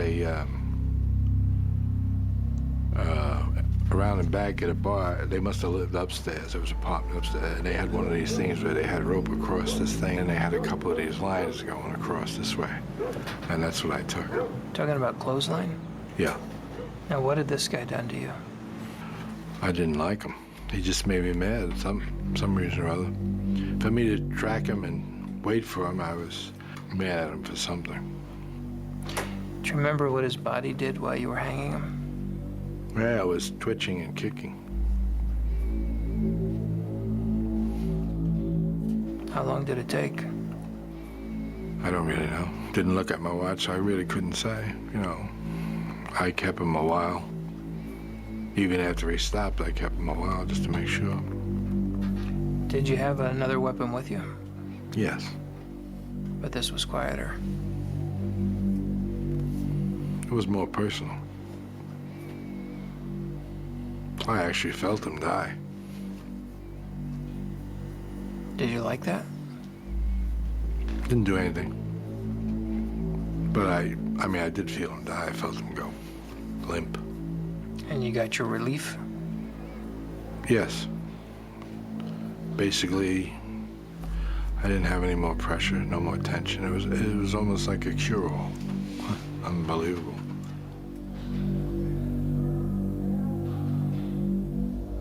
Kuklinski's early years were plagued with a hair-trigger temper. If he had a problem, He solved it the only way he knew how. I was driving in Georgia one time, and we were riding down the road, and there was a couple of vans running around, and they were hooping and hollering there. I guess they were having a good old time and maybe drinking and whatnot. They decided, I guess it was interesting to play with a guy from New Jersey, and they started to click-clack and with their vans and push me here and push me there off the road, and they were running in and out, and what their problem was, I really don't know. Never did know. But it came to a point where I got extremely mad about that, and but it was silly of me because I was away from home. I had no backing. I had no problem. I only had one weapon, which was in the trunk, which was a .357 with a hair trigger. So I stopped the car and got out, opened the trunk. I had the release and went in the trunk and took the .357 and just stood there. Now, apparently their eyesight mustn't be too good, because I don't think I'd walk up on a guy with a .357 standing by his side. But these fellas did.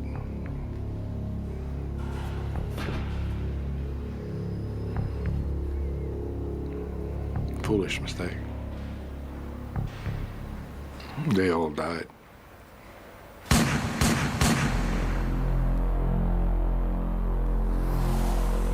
And I didn't even know them. How many? There was a few of them. I reloaded. Killed every last one of them. Yeah. And that wasn't even one I wanted to do.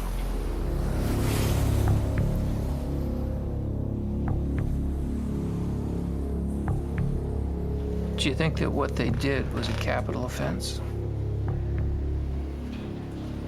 What they did? You mean playing with me? Yeah. Well, they could have killed me. Well, they ran me off the road and I died. Bad behavior, no argument. Reckless endangerment. Reckless driving, host of bad things. Is it a capital offense they committed against you? Apparently. I did kill him. So to me, it must have been. Because when I had come to that point, and that point, that is the last point they come to. I don't back off once I go forward. Once I go forward and I take a gun, I do not back off. I didn't know how many they had. I didn't know what they had. They could have had guns. They could have had anything. They wanted to play with me. I didn't want to play.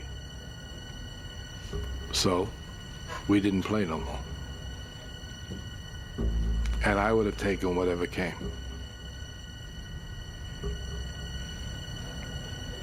You almost made me mad. I know. What made you mad about that? I don't know, but you almost did. Can you figure out what it is? No. Try to look at it. Look at what made you mad there. I don't know. I think it must have been something you said. Yeah. Obviously, but I don't know what it was. Could it be that I was challenging you and it sounded judgmental? Could be.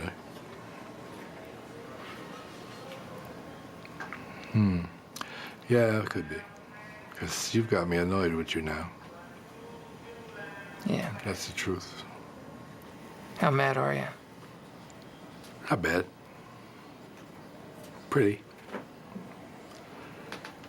I feel a little flushed. So that means that I've reached a point in my life that I'm a little annoyed. What would you like to do? Doesn't matter. I don't think it's gone to the point that I'm actually gonna do anything stupid. Just curious to myself why it happened. I don't know why it happened. I'm actually almost glad it did happen because you had a chance to see something, but I don't know why it happened. Did you feel I was criticizing you? Yes, Is that what did it? I think so. I 'Cause think that's the part that did it. who used to criticize you the most? Of course, my father. Yeah. In his 20s, Kuklinski's proficiency at remorseless killing caught the attention of the mafia, and he graduated from the impulse murders of his youth to his new career as a contract killer. He tells Dr. Dietz about his first murder for hire. He gave me a picture of him and a description of what he does and what he generally does and where he goes, places he goes. And so I went to the area where they said he might be, and I saw somebody who looked like him, similar to him. He had a knack for smoking, and they told me he smoked big cigars, Churchill cigars or something. So I pulled up alongside of him. At the time, I was riding a motorcycle. And I just said, Cuban? Are they Cuban? Looks like a good cigar. And he wasn't a happy camper, because he said, fuck you. And when he said, fuck you, he looked my way, and I got a clear shot of his face. It was a picture I had of the man they wanted, and I said, nah, don't fuck me, fuck you. And I just took this weapon out and blew his head off. It just disintegrated his, like you see a pumpkin get hit with a shotgun or something, they just spread out. And that's what happened. And light turned green about the time I shot him, and I left. Does it give you any response in your guts to see a man's head explode? It surprised me a lot. A response in my gut. What kind of response do we want? I don't know. I don't have any response. Most people, when they see horrible things, if they see somebody badly injured, certainly see something that awful, have a visceral reaction. They feel nauseated. They may want to vomit. It makes them very uncomfortable all over real fast. Did you get anything? No, it's a good thing I didn't have to vomit, because then I would have had real problems on that motorcycle. But I didn't have that problem. I didn't have any sickness, dizziness, or upset stomach or anything like that. It helped you adapt and cope not to care. Definitely. Not to care is much better. Because it's a weakness to care. That's right, it is.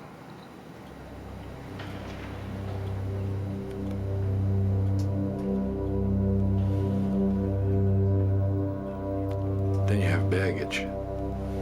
When you care, you can't just move. You have to worry. And you got something to lose. That's right. By the late 60s, the Iceman had become one of the mob's most efficient contract killers. His most brutal murders took place at the Gemini Lounge in Brooklyn, a favorite hangout for the mafia. Dismembering bodies, did that turn your stomach? I don't think so. I remember having pizza one day while we were doing something like that. Pizza in one hand, chainsaw in the other? No. I didn't like chainsaws. That's another fable that they've come up with, that I use chainsaws. See, chainsaws are messy. Yep. All you get is all over me I have these little pieces of meat. Now that's a pain in the neck if I use chainsaws. Now would I want to ruin a good shirt with a chainsaw? That would be downright stupid. And I definitely have the wrong. I don't think I could walk around with bits of meat hanging off me or bits and pieces of somebody's body hanging off me. I would probably smell a little bit bad also at that point. So what's a better way to dismember Just a a body? knife. A butcher knife, you cut it around the bone and a little slice here, a little slice there, and wrap it, ship it. Do you understand that most people can't imagine doing that to a human? Sure. I can understand that a great deal. I can't understand why I can. Did you have to cultivate that ability, or is that natural for you? I don't know. I don't recall. I did it. I don't recall when I started doing it or why, or the feeling I had when I did it. I don't know. Jeffrey Dahmer told me that when he cut bodies apart, Yeah. it repelled him. He found it horrible. He had to get himself drunk to overcome that Stink. natural revulsion. Yeah. It's because it's disgusting. Yes, it is. But to you could just do it, no feeling. No. The smell sometimes was annoying, but I would put cologne on. I would generally put cologne across here, so I could smell the cologne a lot better than I could smell anything else. Canoe or something like that was always nice. Now you're dating yourself with that. But it was still nice. What else would you use for the smell?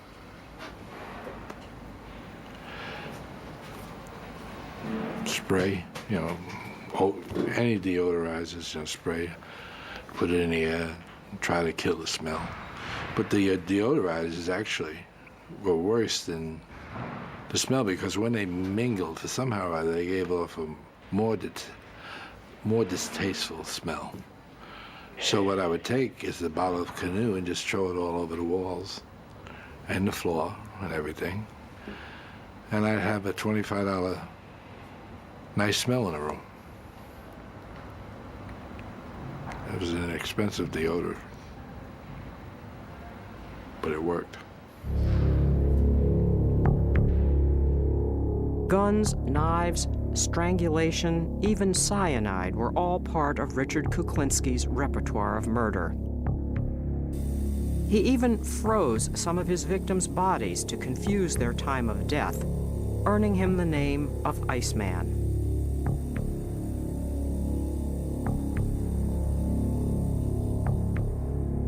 In his sessions with Dr. Dietz, he reveals that some of his clients wanted his victims to suffer before they died, and Kuklinski obliged by offering them a nightmarish death of sheer torture, a death he often captured on film.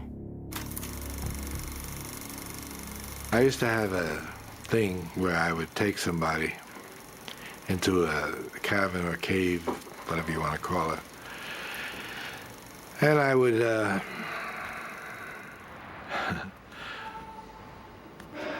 tie them up or tape them, their hands and their feet together, and then I would leave them there, and I'd leave a camera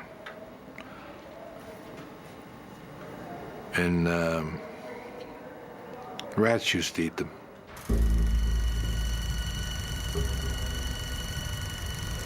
Rats used to kill these people.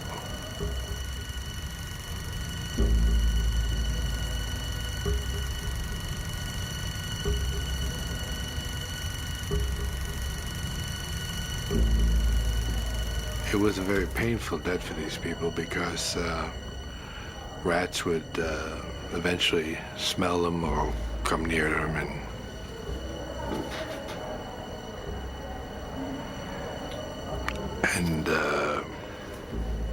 start nibbling away at them. The people would definitely scream and yell and holler and try to get away. And eventually more rats would come, and they would consume these people eventually, But there was a lot of screaming and yelling in between. But when I did that and I watched it on, the devil was that Super 8, I think it was. I found it distasteful, and it used to make me nervous for some reason.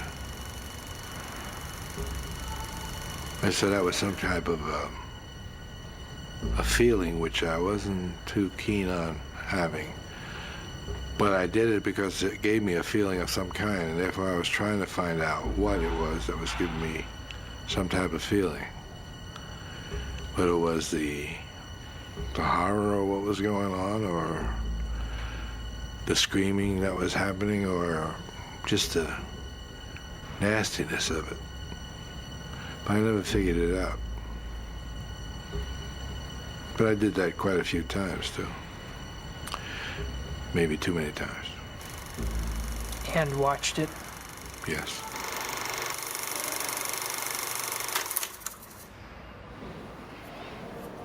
I beat a guy to death one time. I had blood in my shoes. His blood in my shoes. It just goes on that way. Had to throw all my clothes away. Here I was driving a big Lincoln Town car with butt naked. Had a sheet wrapped around me. We're having too much fun. You know that? You realize that? I'm coming across like a nice guy. Nobody's gonna believe this. Nobody. I wouldn't believe this if I was watching this.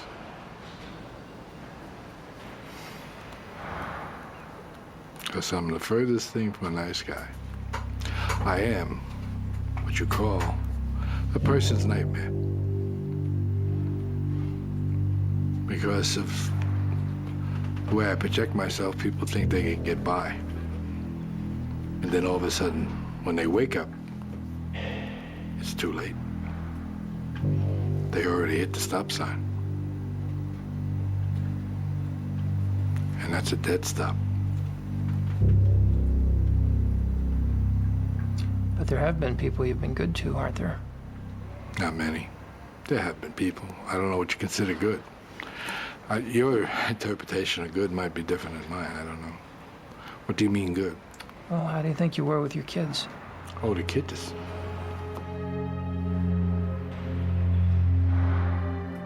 Now you're talking completely different. Now you're talking black and white. There was nothing I wouldn't do for my children. Nothing. I'd kill everybody in this room for them. That's just to show you a point. Not that I would or want to, I'm just saying I would. If it meant I had to for them, I would do it without even thinking twice. It might upset me, it might hurt me, but I would do it. Does that answer your question? To a point, but then you're not sure. All right. Who else were you good with? Good with? There aren't many people I was good with. It was only my family. I was good to my family. And even those people I hurt. How? Just by being there. I was a nasty son of a gun. I am a nasty son of a gun. What would happen at home? You name it. Violence, I think they call it domestic violence. Yes, I've cornered it all. There's nothing I haven't done and nothing she hasn't put up with. I'm not proud of it. It's the way it is. I could say I'm sorry, what good would it do? I couldn't have been too sorry, I did it again. But yet I was sorry. I couldn't control it. It's one of those things. Couldn't control it. I found something I couldn't control. Almost a hate-love relationship. So I really loved the girl.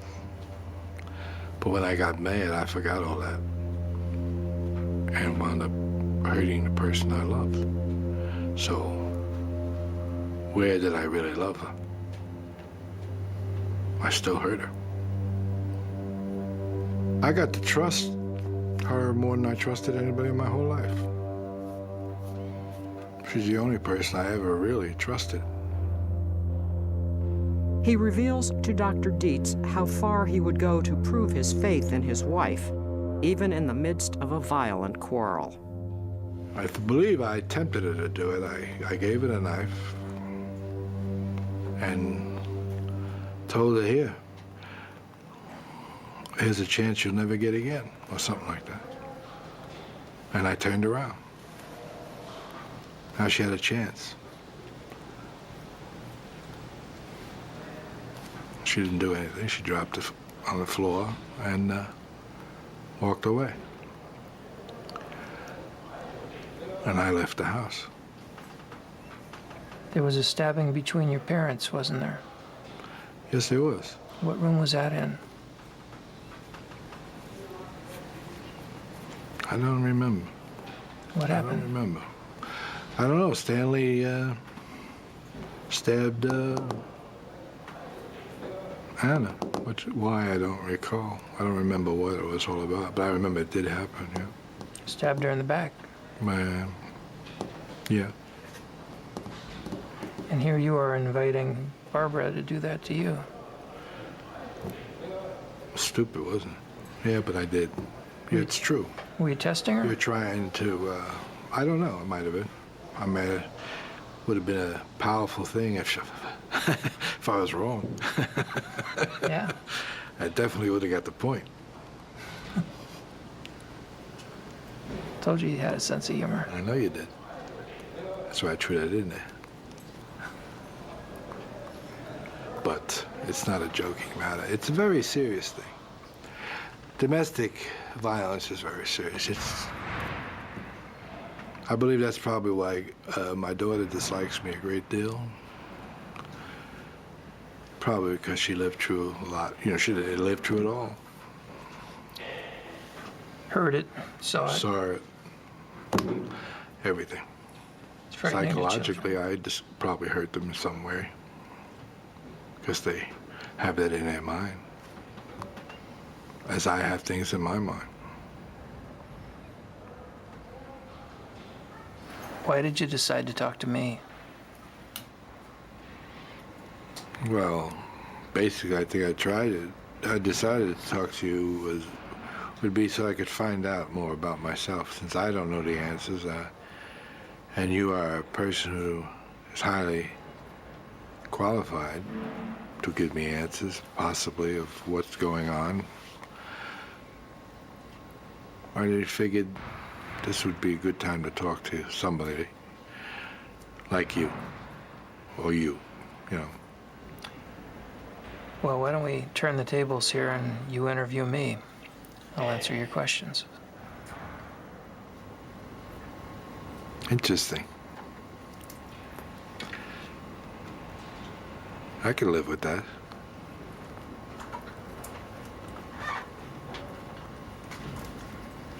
Just so happens I might have a question for you.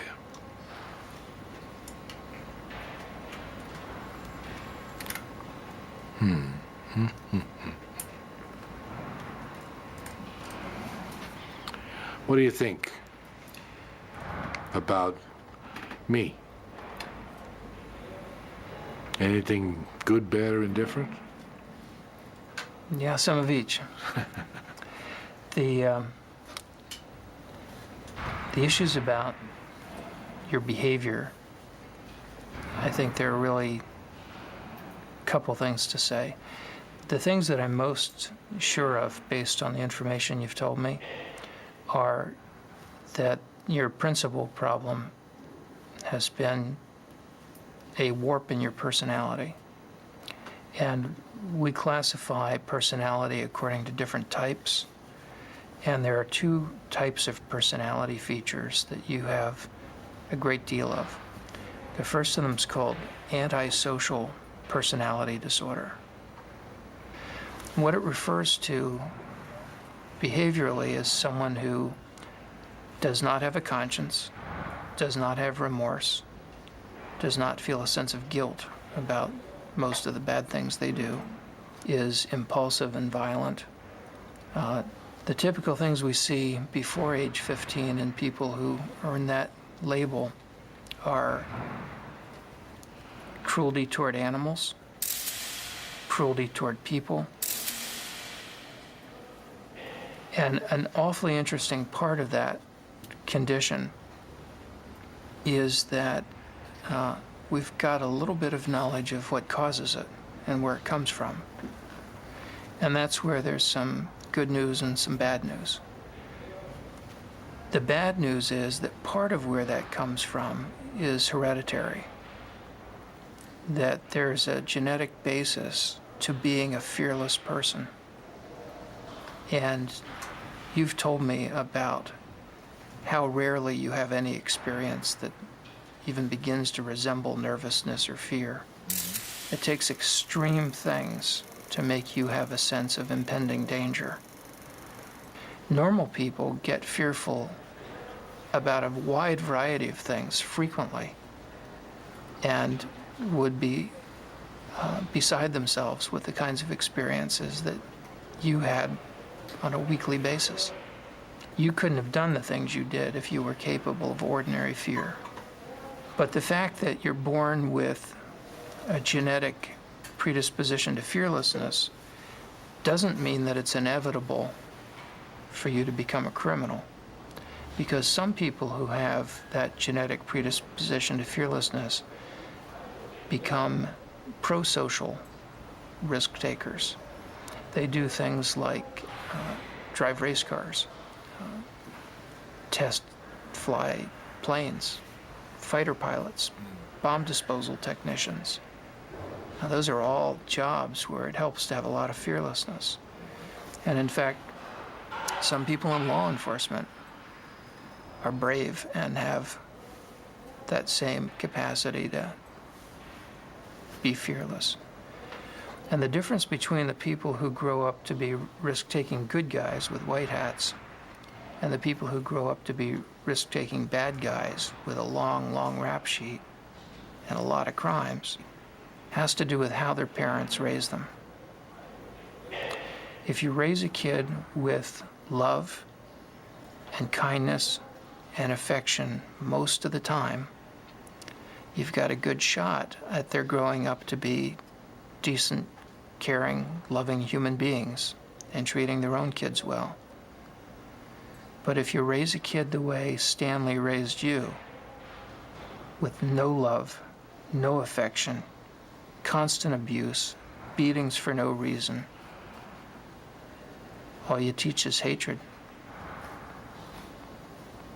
You make it impossible for that child to grow up and form strong attachments and loving, caring relationships, or to be willing to risk themselves to protect the world. So I think you got to be this kind of antisocial, psychopathic person, both by getting Stanley's genes and having Stanley's parenting and your mother's cold, standoffish way of treating you. In other words, that part of you was both born and made. But your own kids and your own grandchildren will turn out according to how you and Barbara raised them, despite whatever genetic influence there may be. The other thing that I think is true about you is another personality style, where I think it's fair to say that you've got the features of what we call a paranoid personality disorder. The general rule for someone who is paranoid is to trust no one, let no one get too close to you, and to never forgive anyone who does you wrong. If somebody criticizes them, they're quick to respond with anger or to counterattack. If somebody humiliates them, then they must have revenge.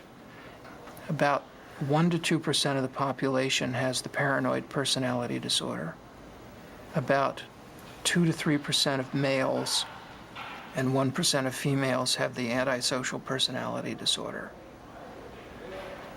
And then there's this smaller group that has both. And it was having both that allows you to have this career that you've had. and that allowed you to profit from your capacity for a completely emotionless, fearless, remorseless hit.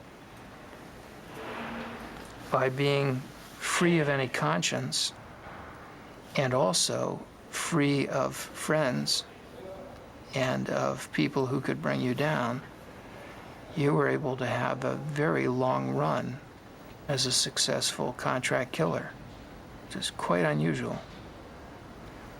And you wouldn't have been able to do that had you not had both of those personality flaws in your line of work that turned out to be major advantages, kind of preconditions for a successful career. I appreciate you taking the time and explaining this to me. I am probably the loneliest person in the world because I have nothing I care for, and I can't make any friends to have any kind of a relationship, so I've lost everything. I've lost everything I ever cared for, everything I ever wanted. It's down the toilet. Since there is no love in my life, I must have something to replace it, so I replace it with hate. Constant hate. Constant reminder to hate. And what's that do for you? Keeps my left foot going in front of my right foot. Keeps me moving. Without it, I would probably just plop down someplace and have no reason to continue. Is that all you've got left is hate? That's all I've got left. Everything that I ever cared for is gone. Everything I ever liked is gone. Everything that meant anything to me is gone. So hate. That's all you started with, too. Then I've come full circle. It's time for me to die.